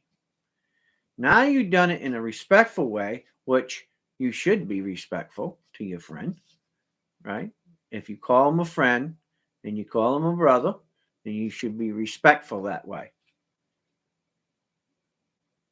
And the outcome is going to be different. The first way, hey, I need some money, man. Send me some money. Okay, well, that's being belligerent and being in a rush and taking your relationship for granted. The other way, look, I'm in a bad way and I can really use some help. And, I know that you told me that, you're willing to help me. And I don't know if you can or not, but, if you can, I would really appreciate it because I could really use the help. It's going to be a different outcome. That's right. Your honor, your word, that's the big one. Don't just say things. That's right. You got to mean it and follow through with it. And what happens when you do that is the other person's going to see that. They're going to know that. They're going to know that you're a real true person, that you're about love. But it's got to be reciprocal too. Now, 10 months can go by. And George calls on me and he said, hey, bro, look, I have 4 coins that I need for my collection. I've been hunting them. I've been hunting them and hunting them and hunting them and hunting them and hunting them. I can't find these coins. They're just like, and it may seem petty to say this, but here's how it works out reciprocal.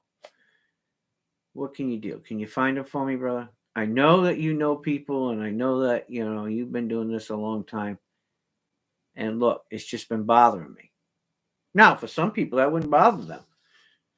But right now, George really wants those coins for his collection. Okay? And I go get them. And I say, no problem. I'll make it happen. I'll do whatever it takes, but I'll get the coins for you.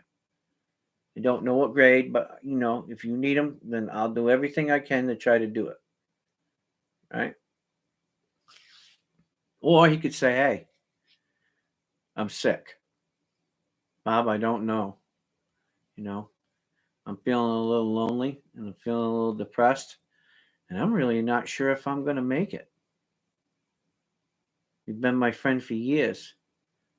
And I have a wife and I have family, but we're not close in the same way as I am with you. And I could really use you now. Look, man, can you take the time to come out here and see me? I really could use you right now. And you know what would happen? I'd make the necessary arrangements here and I'd be on the next flight out, or train out, or bus out, or whatever it took. That's how real friends work. That's why I have a very special channel. Because my friends, they don't play. They don't play life. They don't play games. And that's the way a good relationship works. There is no questions. You drop whatever you have to drop to do what you got to do. And the reason why I am like that isn't because I'm a pastor. I have a daughter that's compromised. She's been in the hospital her whole life. And I've had to learn to live my life like that. So my relationships have gotten better from her. She's taught me a lot and hasn't said a word. And by the way, that is how Old Soul Poet and I work, by the way. That is the exact way we work. And whether you can believe it or not, he'll tell you It is a fact how we work. We don't, I mean, now, if there's compromising situations and we can't, we'll do everything we can to try to comfort the other individual until we can make ourselves available to be there for the other person, because we both understand each other's lifestyles and what we do for people. We both get that. But in the end, we'll get it done, whatever we have to do. And that's special. And I would ask you all to be that special in your relationships and your friendships. It's a great feeling to know that you can really count on the other excuse me, that you can really count on the other person. Not wonder if you're going to have to go through a bunch of rigmarole and hear this and hear that and the whining and the crying and the bitching and the complaining. Nobody wants to hear that, because it ain't even worth asking. And I know there's some people out there in the YouTube world. I know it for a fact. Okay?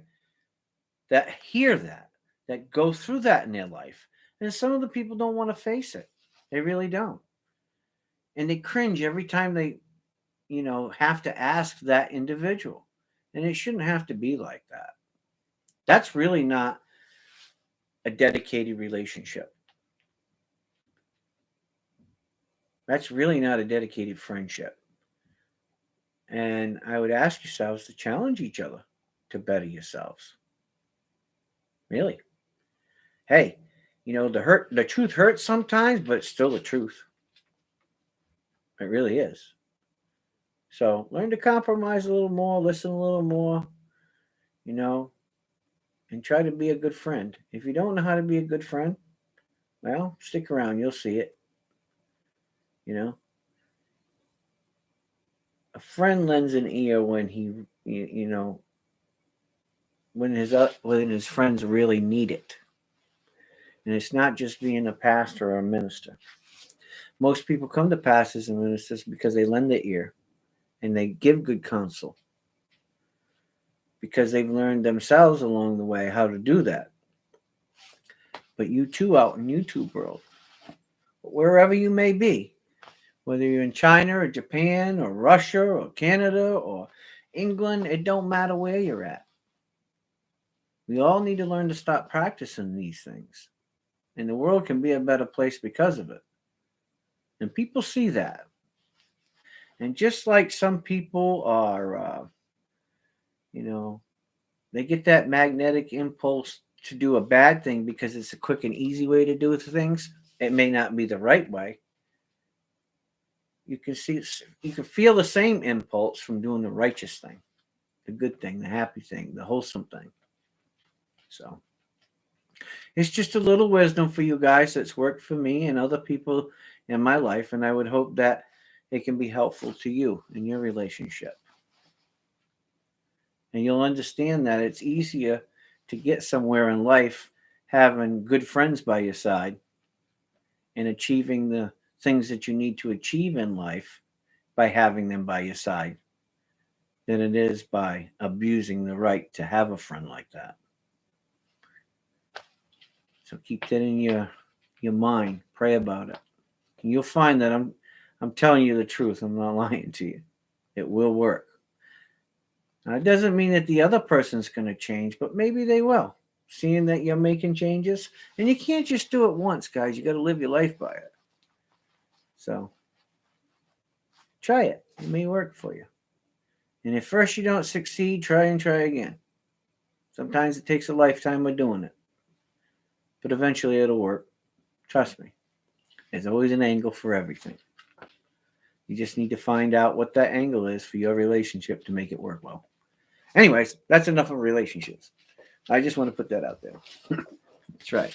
If you're going to walk the walk, if you're going to talk the talk, walk the walk. Period.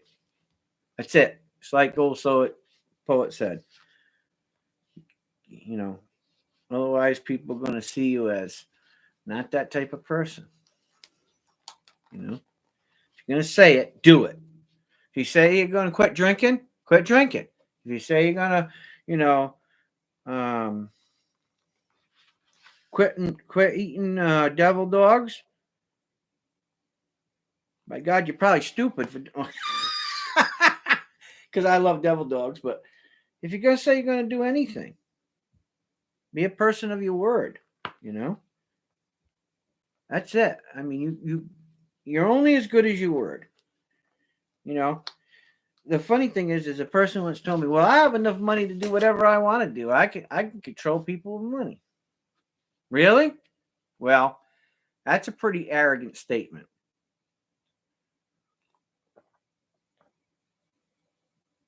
Yep. Yep, that's true too. Wish I didn't drink some days. I wish I didn't have to take this. I wish I didn't have to do that. Well, some things we have to do, and some things we choose to do. And there's a big difference between the two. Right? And that's when you have to have a long talk with yourself and understand what it is that's necessary to do and necessary to have in your life, and a necessary way of speaking, and then the unnecessary. You know, if you want to better yourself as a person, you got to sometimes clean house. And sometimes that takes a long time to do. It can take many, many, many years to do. And you know, sometimes the most successful things are done over time. You know, I often counsel people who have substance abuse problems, whether it be alcohol or drugs or whatever. And they trust me because I've lived the road. I've lived the life, right? And when I counsel them, I always remember where it came from. And it's difficult. It's not easy. And for people who don't understand and never had those problems, you know, it's tough. Yeah, I know. I was watching that, Louisiana. Poor people down there. I was talking to a friend down in Toulouse, Louisiana here earlier, and I don't know what we can do, George, but you know, I know that I'm going to send something down there already. I don't know what I'm going to do. I'm trying to think it all together right now because you know, you know what I've been through lately, so I'm going to see what I can do. You know, I'm going to have an auction on Sunday, next Sunday, so. Yeah, you can pray, but I think that they need more than just prayers. You know, they're going to need some things. And so, even though FEMA's down here, whatever, it's look, you can't always just count on the government to do things. And so, you know, I said I see what I can do. I didn't say I was going to be able to do anything big or anything, but I said I see what I could do. I'll come on a channel next Sunday, and you know, I don't know. I'll find some things and probably auction some things, or if people just want to donate and send it to my PayPal account next Sunday, then we'll do something like that, and I'll try to get some aid down there. You know, might not be nothing big, but we'll get something. Yeah, I'll get you. Well, we'll get together maybe next Sunday. We'll talk about it this week, and we'll see how to get us both on. We'll do the stream through StreamYard. Probably be a lot easiest for us to do that. And we'll get something done for the people. You know, it's, you know, man, it's just been one thing after the next for the last couple of years. One thing after the next. Storms, COVID-19, the flu, uh, cancer, this, that, everything else is it's just stacking up. Be out of town next Sunday. Well, when you want to do it?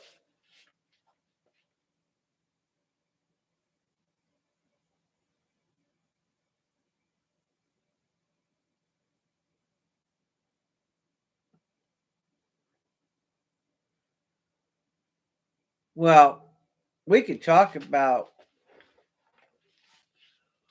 I don't know. We can do just a chat maybe Friday or something if you want. Well, I need to do an auction on Sunday. So,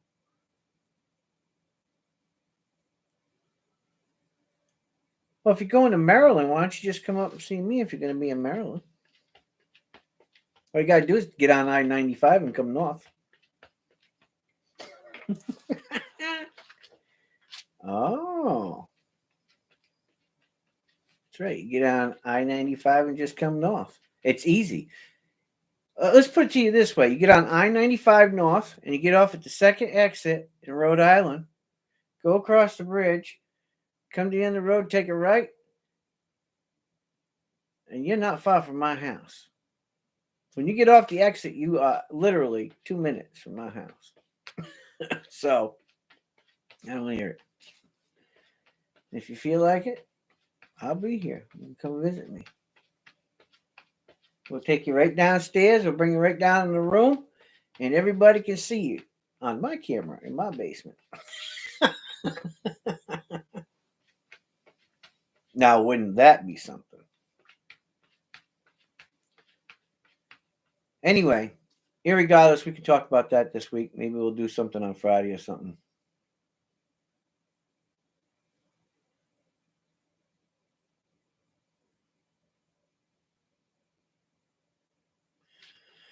Are you going to leave Friday?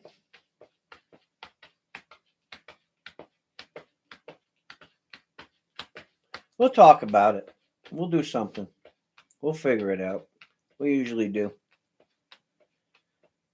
We'll do something for them down there. I don't know what we're going to do, but we'll do something.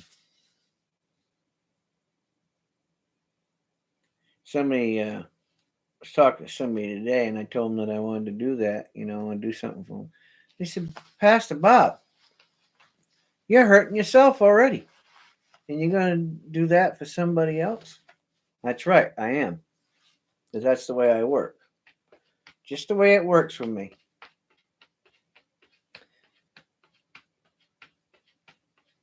Well, so I tell you, huh, George? That's just the way we are. We can be hurting, but you know what? We'll find a way. One way or another, we're going to find a way to get it done. That's just how we are.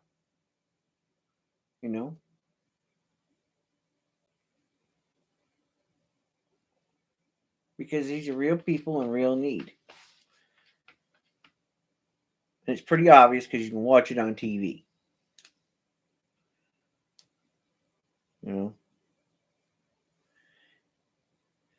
So we'll figure it out anyway. That's what we do.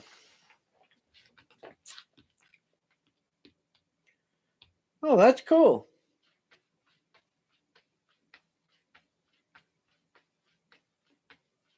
You should go see your mom. Me and my mom got a weird relationship. See, people say, "Well, do you go and see your mom?" No, I have a, what's the word? I have a unique relationship with my mom. I don't hate my mom. My mom just does things a little different than I do. She lives her life a little different, and I don't need no dictator. I'm far more advanced than my mom, and sometimes she does things and says things that I don't quite agree with, so that we don't argue. If my mom needs me, she has my number, she can call me. But there's things that go on that I learned over the years that caused problems and outbreaks in my family that were a direct cause from some of the things that she did not do or that she did say. So,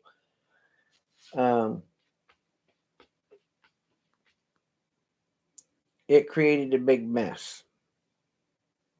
So,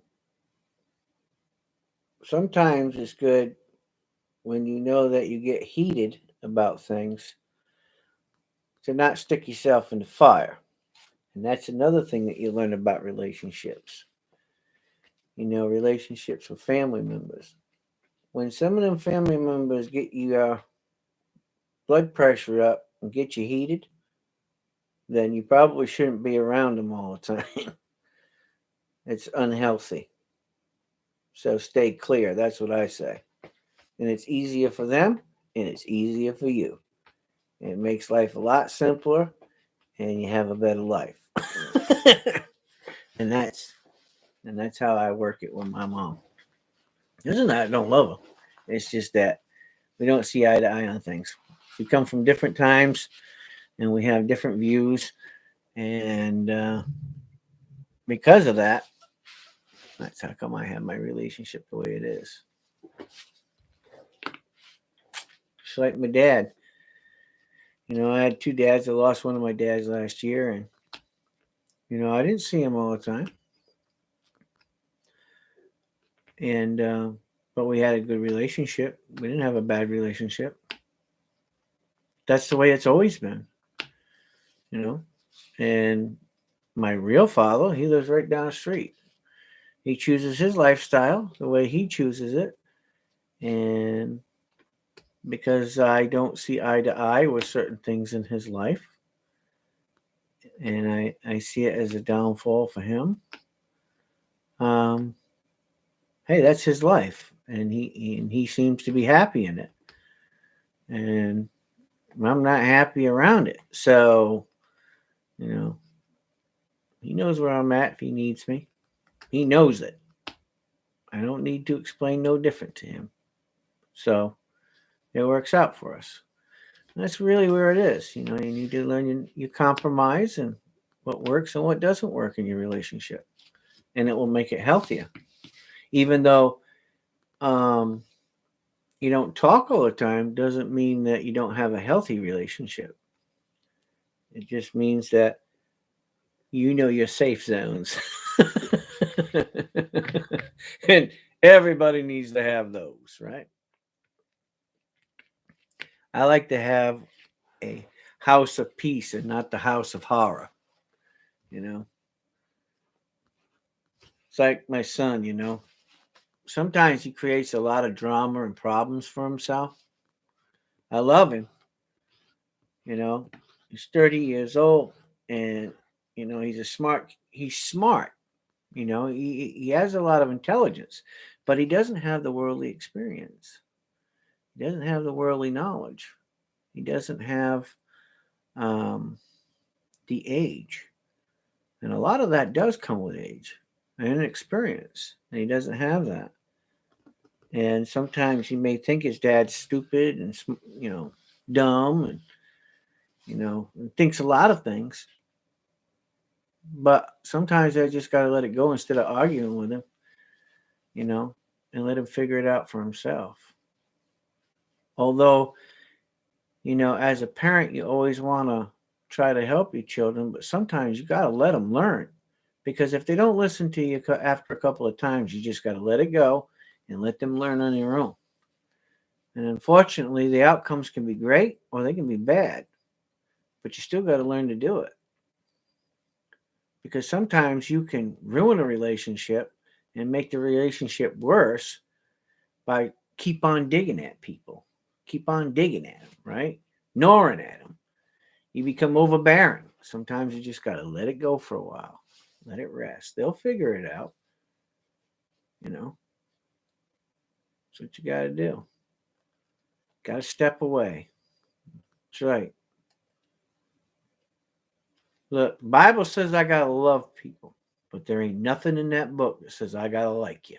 And there's a big difference between liking and loving somebody. And you can go check that out. And, I said that to a couple old preachers one time, and, they go, I never thought about that. Never thought about that there, Reverend Bob. But you know what? You're right. And you know what? I know I'm right. So, it's not a cop-out, but it's the truth. Even Jesus, I think he loved people, loved everybody. He just didn't like some of the people or like some of their attitudes, And that's why, it's okay to have righteous anger. Righteous anger. And there is a fine line there when I talk about righteousness. So understand that. Doesn't mean that you are the only one that thinks it's righteous. It has to actually be a righteous thing. So, anyway, that's that. AFK, I'm RPC. Nice to meet you. So, anyway, so next Sunday I am going to definitely have an auction with or without my buddy George here, also poet, aka also poet. So if you can stop in, if you're seeing this video, please stop in. If you can, please join in and see what we can do. See if we can raise some money. And so a few coins, have a little fun. Wintertime, we'll do something a little different. Hey, what's up there, Nick? How's it going? Haven't heard from you in a while. Been busy? I was actually on playing Destiny 2 this morning and last night a little bit. I've just been busy, man. You see my videos? I've been busy. And, look, between texts and phone calls and the VA and Mary being, going through what she's going through and my daughter and my son and everything else, it's just a crazy world that I live in. But I get through it. But look at me. Look at that. Losing it. Losing my pot belly. Starting to get me some tough pecs again. I may look good, but I'm feeling it. Need to shave. Do my beard. When the oldest kids never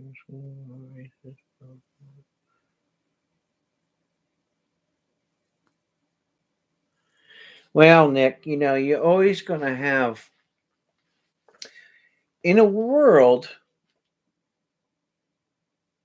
in the perfect world, there would be respect for everybody. And we'd never seen that blindness, right? They call it turning the blind eye, right?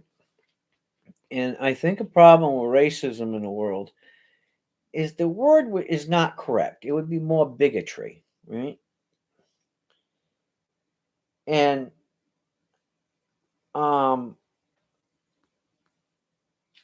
there are people that we don't like, I think. Well, I mean, I can only speak on my own behalf. That could be from many different races, right? So, doesn't mean that I don't love them. It means I don't like who they are as an individual, for whatever reason. So I think that words can be spoken, saying specific things, right, that are derogatory statements. And I think that a lot of words sometimes come up just along the same lines as what I was talking about earlier, out of disrespect. So instead of respecting one another and being the bigger person and walking away, we have to win the fight. And sometimes it elevates to a level where we say words that maybe we really don't mean, but we say them anyways. And then later we come to the fact that we made mistake and maybe we shouldn't have said that because we got heated in the moment. And, now we're trying to find a way to apologize when we're still holding the grudge, but, we said some things that we probably shouldn't have said.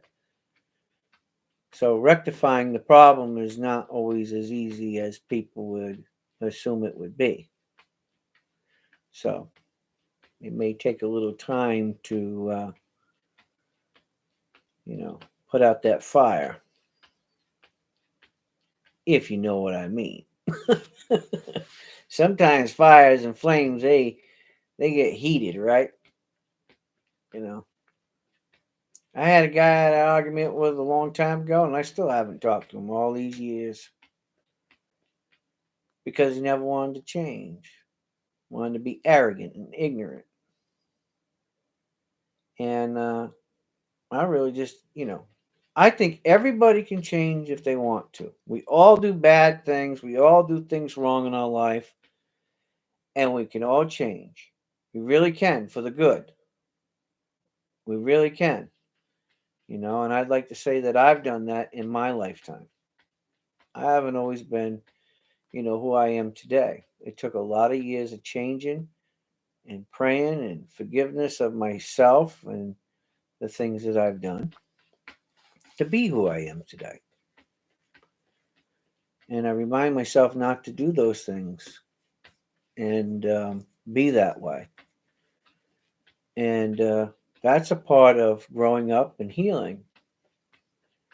And not everybody heals and grows up at the same speed. So, you know what I'm talking about, Nick. We've been friends a long time, so you know how I am. You know how you handle things as an adult, right?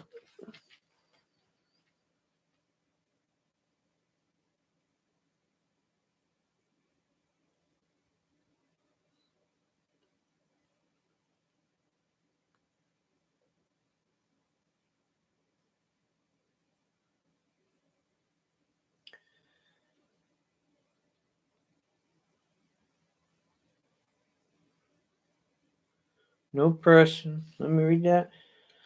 Nick says over here they are trying to get a bill passed that means no person of color has to pay rent or any bills. Basically means that they can walk in your home and do as they please.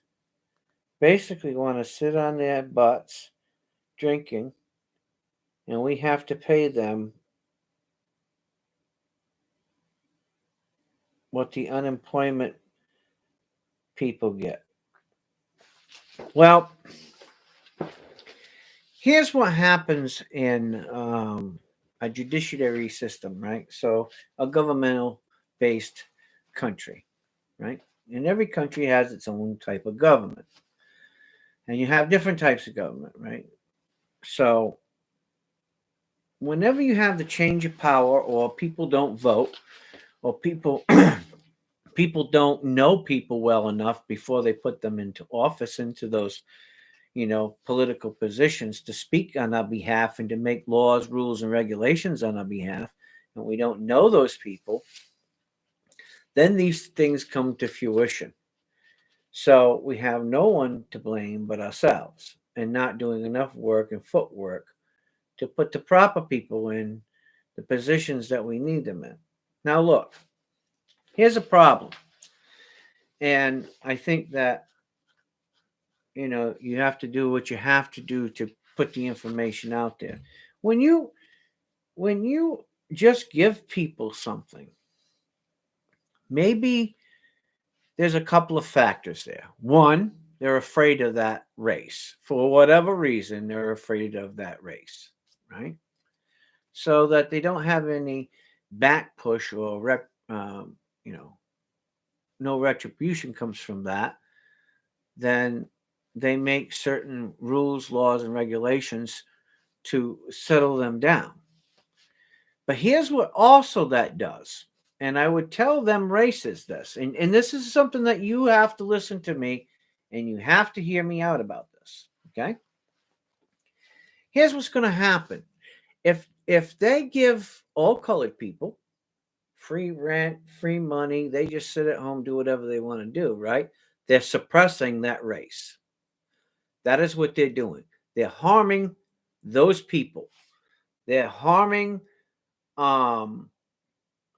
those people of color because they're giving them that, right? They're giving it to them and they're just taking it, and they're going to be lazy, right? And then they get drunks and they have no education.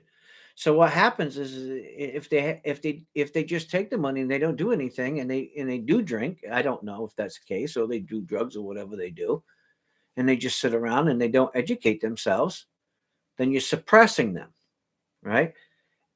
And there's a twofold problem with that. Now you're controlling them, and they don't know that,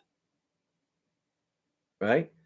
Because now they're not going to work harder to try to educate themselves. Now they're not going to work harder to go out and try to better themselves and have businesses and create a more profitable um, line of work in home.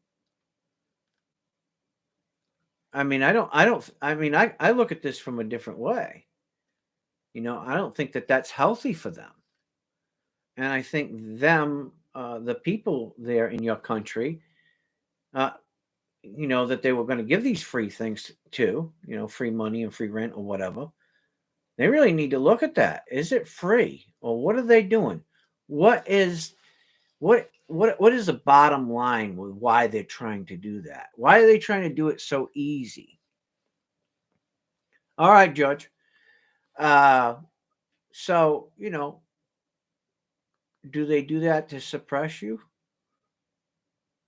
Are they doing that to keep you from elevating yourself? I'd be worried.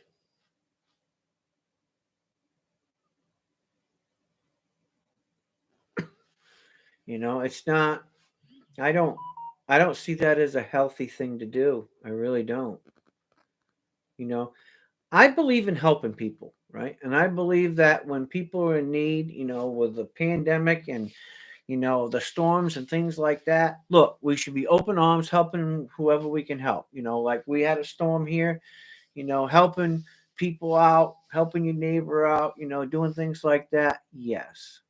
But people in general need to work for what they get, because they're going to look. If you bring people up in an environment, and that has a lot to do with it too, where you come from and the environment that you live in and the family that you live in and how you're brought up, has a lot to do with who you're going to become. Now, does that necessarily set the pace for all of that? No. Some people break out and they go against what they call go against the grain, right? And they actually do the total opposite of what you thought they would ever do and what they would ever become. So it doesn't always necessarily mean that it's going to affect everybody the same way. But I believe that we should help each other when we're really in help, and we need to until we can get back on our feet, until things can justifiably be said that we've helped each other and we're back to a normal area. And then you start to cut it off, and you cut it off slow until now you're back to your normal, and you got to work and you got to do what you got to do. Okay.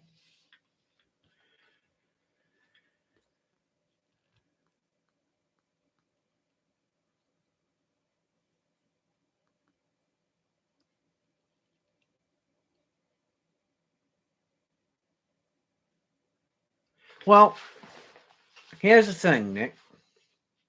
Um, there are people who could actually, I don't want to say this. Here's a for instance. I'm not going to mention any names, but I'm just going to put it like this. I know a family, and I'm not going to say they're a bad family because they're not. I know them. I counsel with them from time to time. And they know what I'm about to say because I've already said it to them. So I'm not going to mention any names, but they have multiple kids, and they stay at home, and they stay at home mom and dad, and they pull in about $6,800 a month. Now listen to what I'm telling you. $6,800 a month, tax free every month. They have nice cars, they have a nice big house, they have property, they have all kinds of new things and everything, and they don't work. So people think, because they stay at home. Now, they have multiple children, and they raise their children very well. And the children want for nothing, but they set the standard. So even though they have a, a very good income and proper equity in everything that they have, um, they still hardcore. You don't get whatever you want. You have to earn it, and sometimes you have to go without. And it isn't that they don't have the means to give that to them, but they teach them that. They teach them that education is important. They teach them that they need to go to school. They need to learn. They need to have some foresight. They need to learn about, um, figuring out a job to work to support themselves when they grow up. And you can say to yourself, well, wait a minute. They're just sitting at home. They're making $6,800 a month, and they're teaching their children something totally different than what they're doing. But here's the thing. At one time in their lives, they both worked really hard. Listen to this, right? They worked really hard. And they seen that there was an epidemic of children not learning enough, right? Not getting enough time with their parents not instilling enough knowledge in their children so that when they grew up, they had a solid foundation, right? The foundation of love, understanding, hard work, achievement, education, and goal setting, right? So, what they decided to do was take some of their own children and also some of their adopted children and use the financial system, right, that's there to educate them and to teach them what they need to do in great survival skills for life. And that's what they've done. So people can say, oh, well, they're getting free money. Well, is it free? Because I think they have 8 children. 8 children. 8 children at different ages. It's an all day, every day job. And they're constantly shuttling kids to the doctors or shuttling them to the dentist or taking them to the baseball game or taking them to this or taking them to the school or whatever it is. They're constantly busy as parents. So they don't neglect it. And that's what they do. Their job is raising their kids. Now, at one time, they both worked really good jobs. They worked really hard. And they've given many years to society and taxes and so on and so forth. But in retrospect of all those things, they also, help other people in the community and they also give money to, you know, their charities or whatever. So the money's still circulating. So if we take the money out of the equation and we see what they're doing for the children, it's amazing. It really is. It's really amazing. So they're not doing society injustice. They're actually doing something really good for society. So in that circumstance, I think that it's it's well founded, and I don't see a problem with it. But in a circumstance for the person who's just lazy, uh, trying to get over on the system, right? Right. I know what you do with your son, you know. Um, and you're right, I know what you do with your son, and I know how hard it's been for you.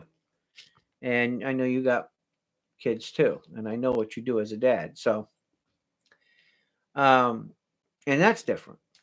But for people who just want to sit around and be lazy, make a bunch of money because they know they can use the system to make a bunch of money and not work, and they sit around, they do drugs and drink and party all the time and drive the nicest cars and have the nicest houses and just use the system. That's kind of dirty pool there. And once they start down that road, the sad thing is Is it unless they're teaching their children to do something different? Their children see that, you know. They see that, they remember that. And sometimes it becomes an epidemic to those people. Is that always the case? No, it's not. And I've seen that too. I've seen, some great people in my life that I'm proud to call friend that have come from those types of families and have successful businesses. They work every day. They work hard for what they have. They owe nobody nothing. They give back to society. They do everything that they could possibly do to be good people. But they made that choice because they seen where they came from, and throughout life and educating themselves further when they got old enough to make decisions for themselves, they decided that that's not what they wanted. They wanted to be different. So, yes, it doesn't always have to be one way, but you know, it can happen the other way. So, there's a fine line there. How much do you help somebody? How much do you do for somebody? You know, are you hurting them and hindering them from, advancing themselves in life? Or, or are you actually helping them? So, know, and the problem is knowing that. And it's hard sometimes to tell. It really is. Hi, Miss Southern Belle. How you doing, love? Thank you for stopping by. So, I appreciate it. Thank you very much for stopping by. So you really have to know in your relationships, and when you're dealing with people. Hey, what's up, Robinson Prospecting? Thank you for stopping by. So when people are using different types of social incomes around the world, and I know that you're in Australia, and I know that Australian government is really different, and I know that it's more democratic, progressive system than what we have here in America. Um, any country could easily go that way, and it really has to do with your government systems. But we as people have to really take into consideration the people that we put into certain positions. You know, we'll take the ministry as an example. So some people get used to a certain type of pastor, right? Dresses up in a suit, goes there, and he's in the church, and the church is paying him, right? And whether they give him his own parsonage or they give him money to, pay his own rent or whatever, the church is paying him a specific.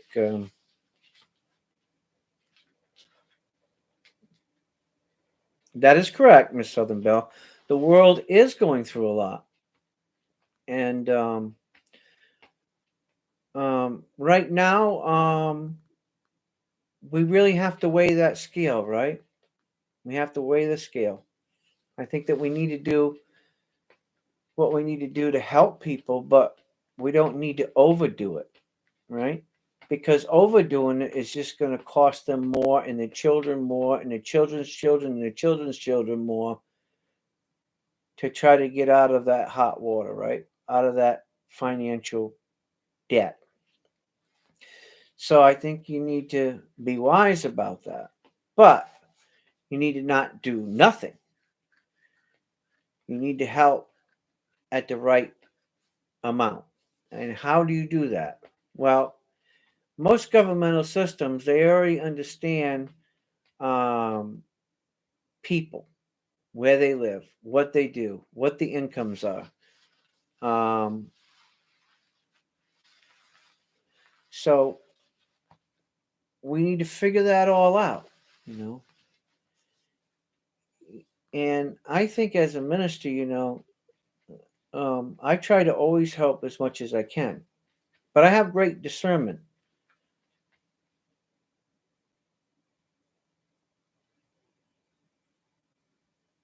I don't know that, Miss Southern Belle, but I'm I'm sure if you're saying it, that it's very possible that you can make money on your cell phone. But I mean, you could make money doing YouTube or many different things, right? I mean, there's lots of opportunity for people to make money.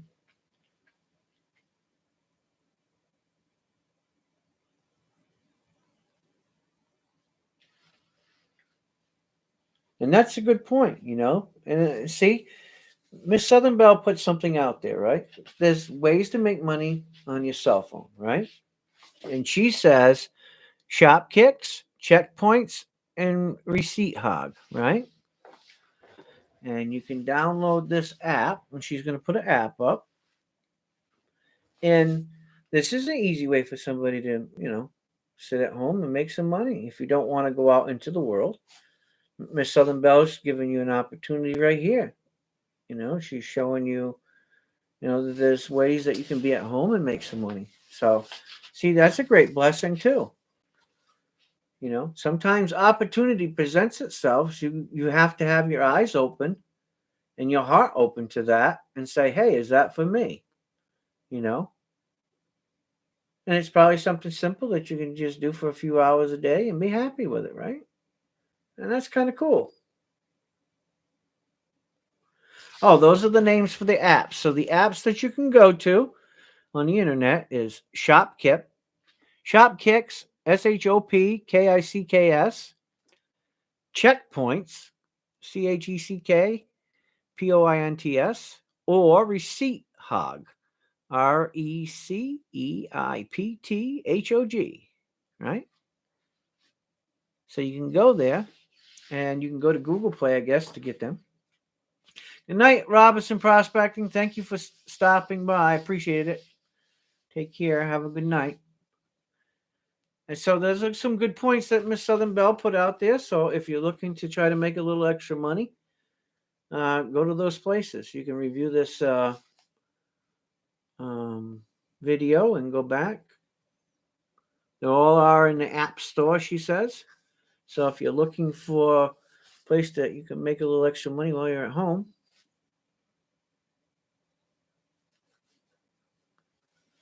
hello and good night.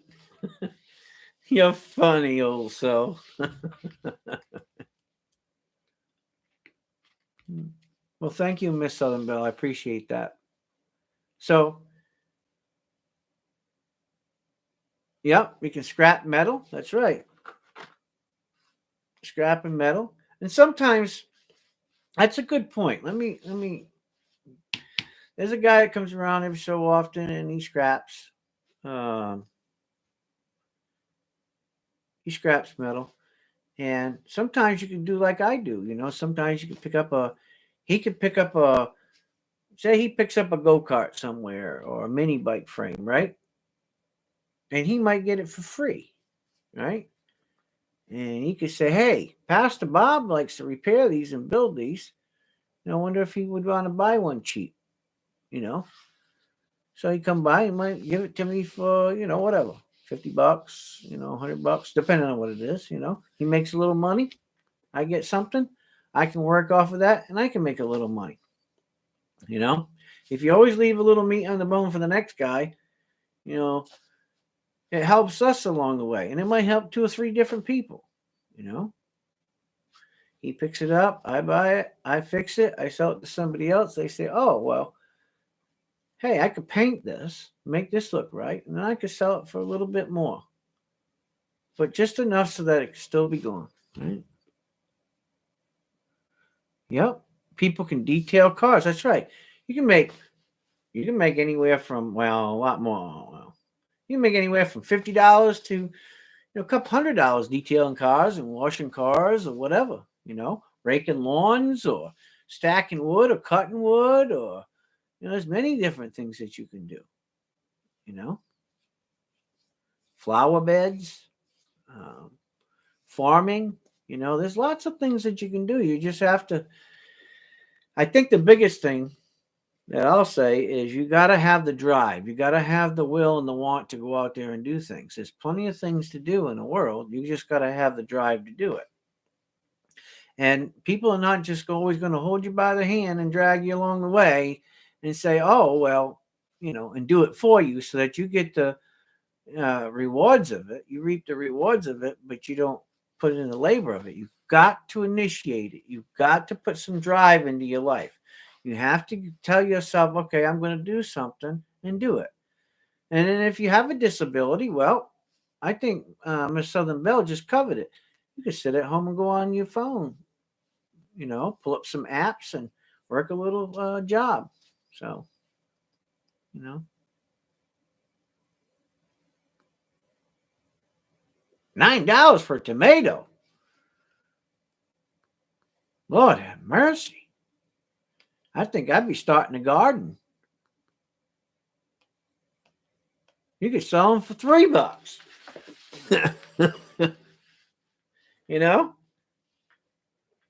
You can run a hydroponic system on just about any type of plant and make money.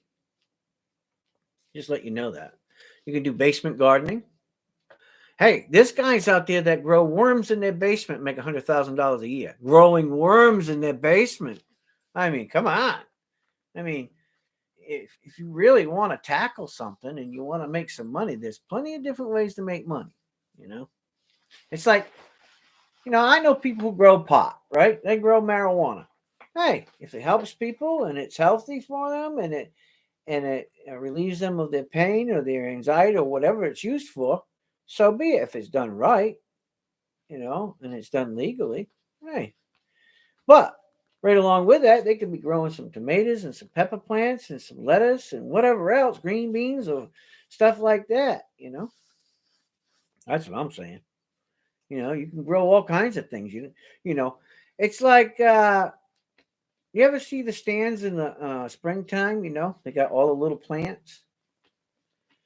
They got all the little plants all ready to go because they got a little greenhouse and they set it up and they pre-made all the little plants, right?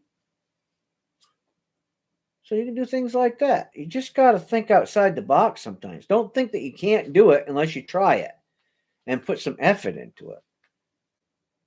Just don't stick your finger in a little cup or something, a little styrofoam cup, stick your finger in there, 1 inch, drop seed in, cover it over, give it a little water, and then just wait for God to grow it. I mean, you got to give it a little love and you got to give it the right sunlight. And, there's a lot of things that come involved in that. So put a little love into it, have a little respect for what you do. What's up, Dove? You back? You got to put some effort into life.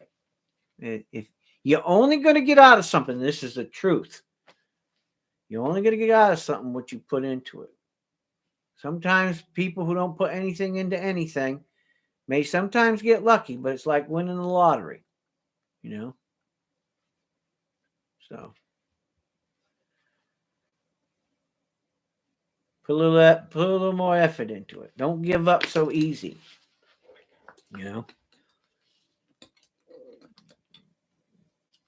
It's like,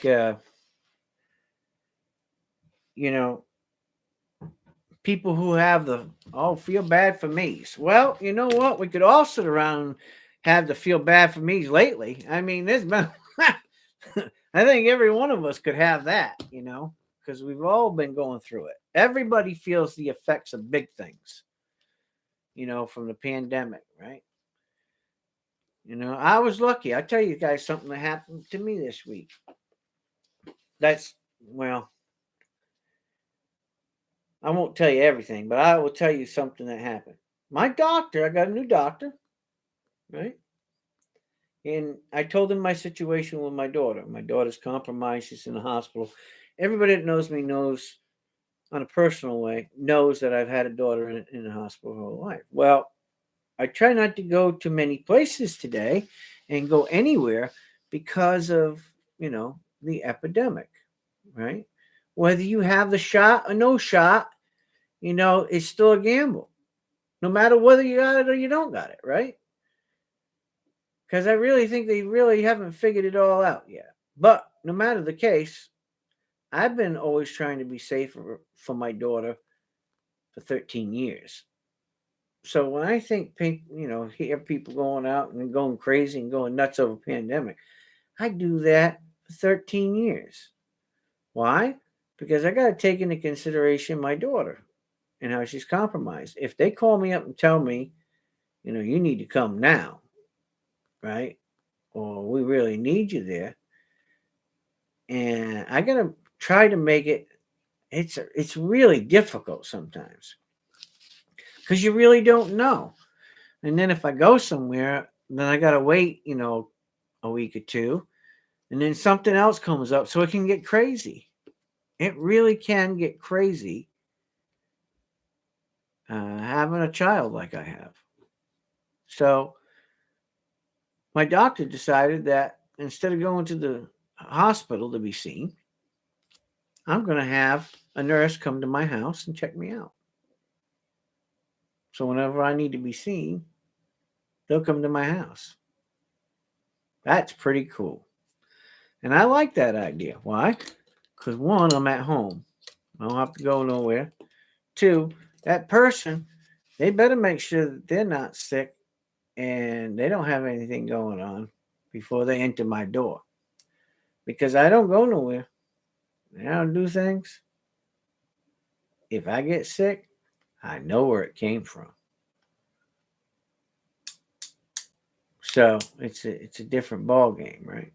So they have to be extra cautious before they come into your home, which is a good thing. So there's something good to happen for me. At least I think so, anyway. Is it free? No, I earned it. You betcha I did. I spent my time in the military. Look, I put it to the max when I was in, guys. I really did. I really did. And I pay for it every day. Oh, I really do. It may not always look like it, but I do. I just don't cry about it. I don't cry about every little ache and pain. Nobody wants to hear it anyway. We all got problems, right? We all got something going on. I say if you want to have a complaint session, then start a YouTube channel just for complaining, right? You can name it whatever you want. Johnny Bo's complaint channel. If you got a complaint, come on over here and just complain. We can all just sit around and complain. But what are you going to get complaining? Sure, you might get it off of your chest, but if you complain all the time, sometimes that just ramps your problem up. Go out and do something. Change it. Look, here's my theory. All right? I should have did a thesis on this, but here's my theory. If you're going to have a problem and you're going to hurt, and you're going to ache, and you're going to pain, right? Look, you're going to do that anyway, right? You're going to be in pain anyway. So if you're going to be in pain anyways, you might as well do something. At least you can say that you achieved something while you was aching and paining, right? I don't care if it's cross stitch, macrame, painting a picture, building a guitar, or whatever it is, right? So, at least you could take your mind. Sometimes taking your mind off of it helps. I ain't going to say it'll go away, but it will help. And I'm going to be the first one to tell you, God doesn't work overnight sometimes. You know what I'm saying? So you can pray about it, but it doesn't mean he's going to fix it all away, right? Some things are brought on by what you do yourself and what mankind hands you, okay? So remember that. Sometimes God doesn't work overnight, and maybe he has a reason for allowing it to go on. One that you don't see or no one else sees. So don't always expect God to just rush right in and fix it, okay? And then on the same token, don't be blaming him for something that goes wrong that was created by man or done by you, right? Or somebody else. Sometimes he gives you all the skills necessary or people in your life, initial skills to help you overcome those issues. There are some things that we don't understand.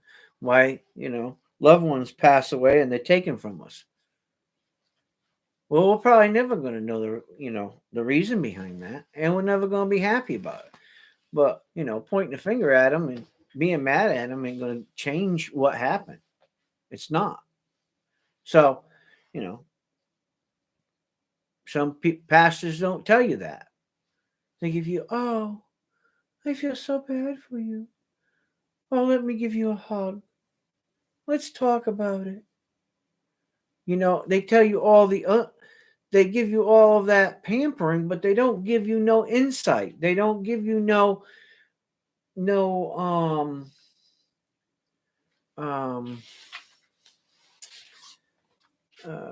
productive criticisms about things. They don't give you no insights of how to go on with your life, and how to try to make things better, whatever it is. And I don't believe in that. I believe, you got to give them the whole package. And sometimes you got to tell it to them straight up, right? Give it to them, straight up. No wish wash, no bullshit. I'll just say it like that, right? Straight up, here it is. This is what it is. And let's see if we can, change things. But talking about things over and over and over sometimes can help and sometimes has no help. It can make it worse. It just really depends on the situation and the individual. And that's when you got to get to know the individual.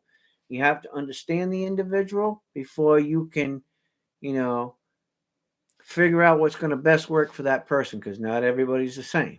So there's a lot of work involved. And that's the truth. You can shake it at that stick any way you want, but that is the truth. Everybody's different and things have to be worked out differently. And sometimes it takes a little longer with some people than it does others. Some people get it, some people don't. So, don't think everybody's world works the same, because it doesn't. And we need to understand that. And need to have a little more love and a little more compassion. And sometimes it takes hard love, and tough compassion. You just got to know who to deliver that to and when. And that takes a long time to learn. Well, let me tell you, I learn something new every day. And it could be the simplest little thing.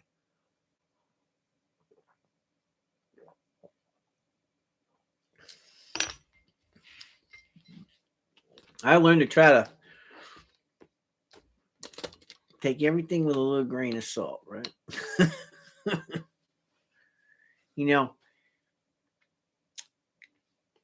I once read that there'll be as many people in heaven as all the grains of sand of the sea, right? I thought, man, that's a lot of people. I don't think that many people have ever lived so far, right? Or maybe they have, I don't know, but that's a lot of people. All the grains of the sands of the sea. That's a lot of sands. Have you guys ever thought about that? That's crazy, huh? That's lots of people. I wonder how many grains of sand there is. Somebody want to start counting them and let me know? In like 50 million years. Oh, man. Yeah, that's true. But George, think about it. That's a lot of grains of sand.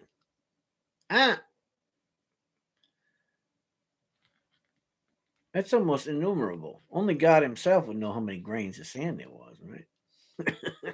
Hey, there's Ryan Lewis. Everybody say hi to Ryan. Ryan's been in the old constructionola business. He's working it. Getting them muscles all built up. Trying to be strong. Oh, I got something on my elbow. The heck is that? Oh. Hey, I got to tell you guys something. I don't know if it was safe or not to do, but had a few big old pine trees out that fell. Yeah, tree sap. You're exactly right. You're on it like Blue Bonnet there, old soul poet.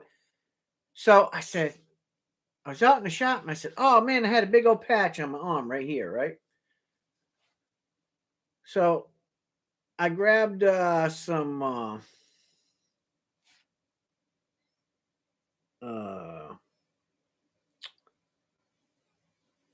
crap, I forgot what I grabbed. Some paint thinner, right?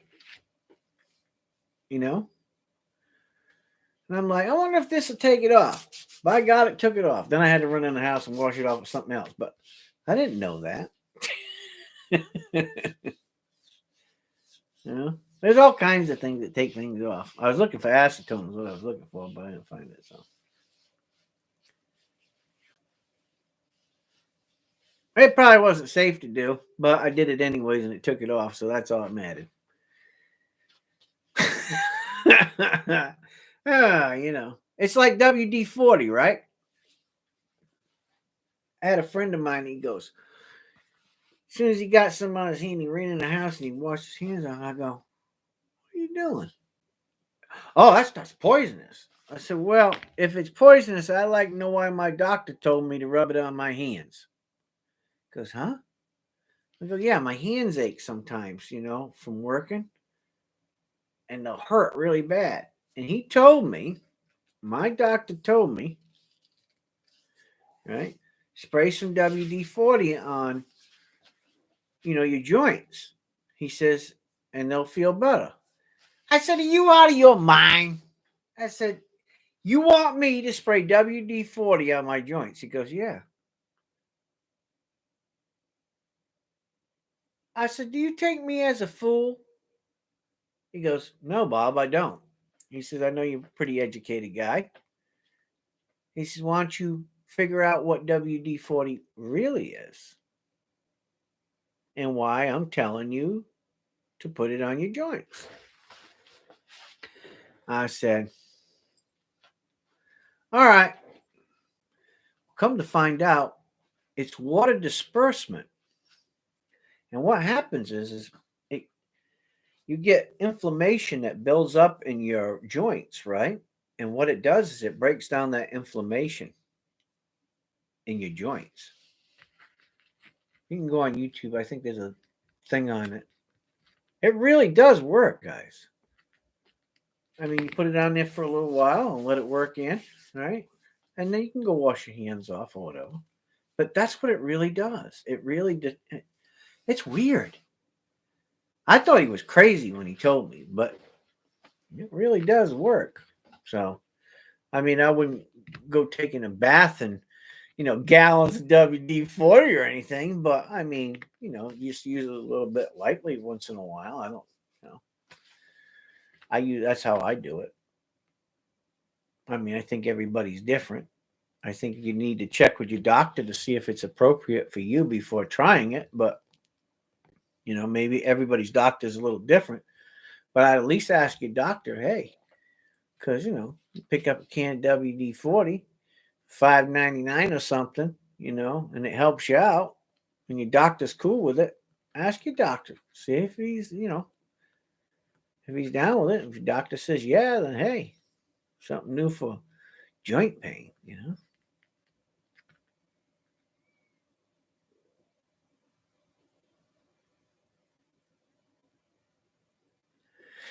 You ain't going in no bathtub with WD-40. Oh my God. See?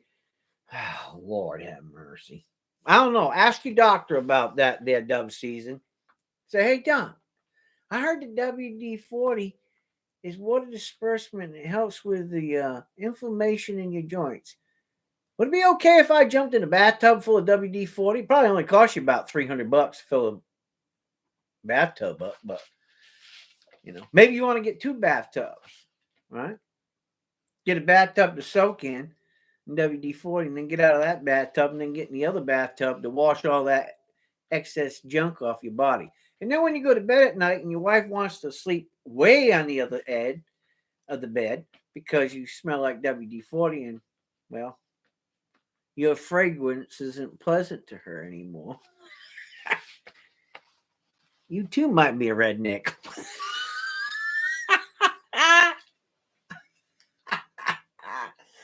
Oh my God, that's funny.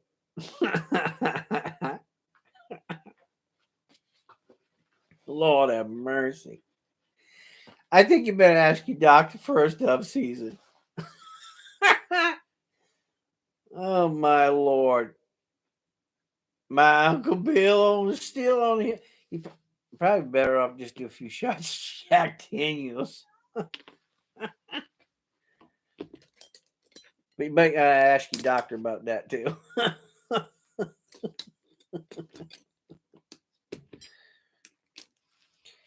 Guy was asking me about this is terrible too. He said, I think I got a substance abuse problem. I said, okay. Well, what's your substance abuse? He says, you're not going to laugh at me, are you? I said, no. He says, I think I'm addicted to caffeine. I said, what? Yeah, coffee. And I thought he was going to say like cocaine, heroin, PCP, LSD, or crack or something like that, you know? And he went, caffeine now, you know? You know, I just did a little second take on that. He goes, no. He said, you don't understand. He says, when I get up in the morning, I have to drink a pot of coffee before I go to work. Now, listen to me. A pot of coffee. Then he makes a thermos full of coffee. And then when he gets done with the thermos full of coffee, right, on his break, he runs down to Dunkin' Donuts and has another thermos full made, right? And then on the way home from work, he grabs another thermos full. And then when he gets home at night, he drinks another 2 or 3 pots of coffee. I said, man, that's a lot of coffee. Because, yeah, he's like, he looks like he's ready to jump right out of his boots when he's talking to you, right? And I'm like, dude, you may have an addiction problem with caffeine. And he's doing them, what do they call them? 6-hour energy shots or something. I said, man, you're lucky you ain't had a heart attack. I said, you're a speed demon. Caffeine's got you all ramped up.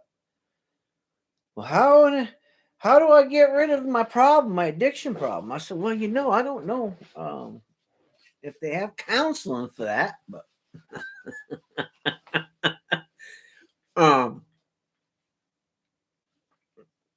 I said, but I think it's just like any addiction.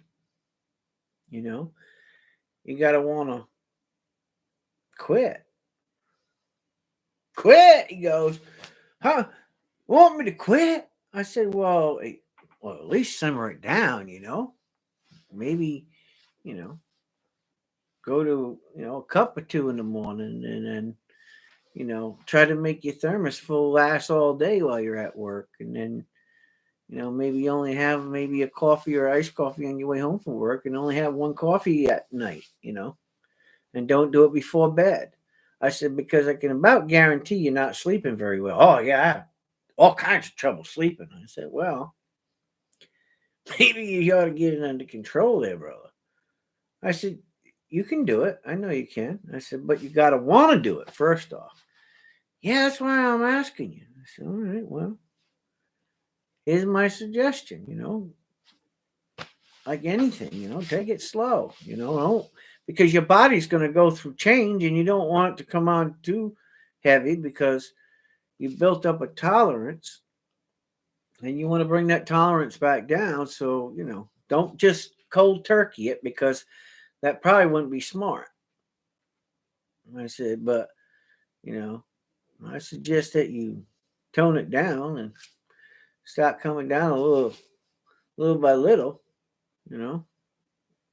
and get to a more sensible level of drinking coffee because, man, you got issues.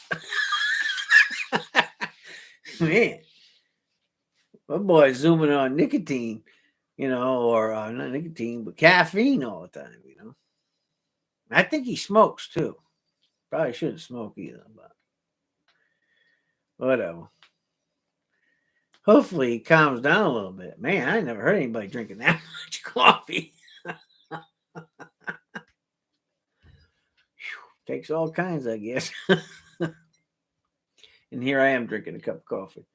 But I have my I have a cup.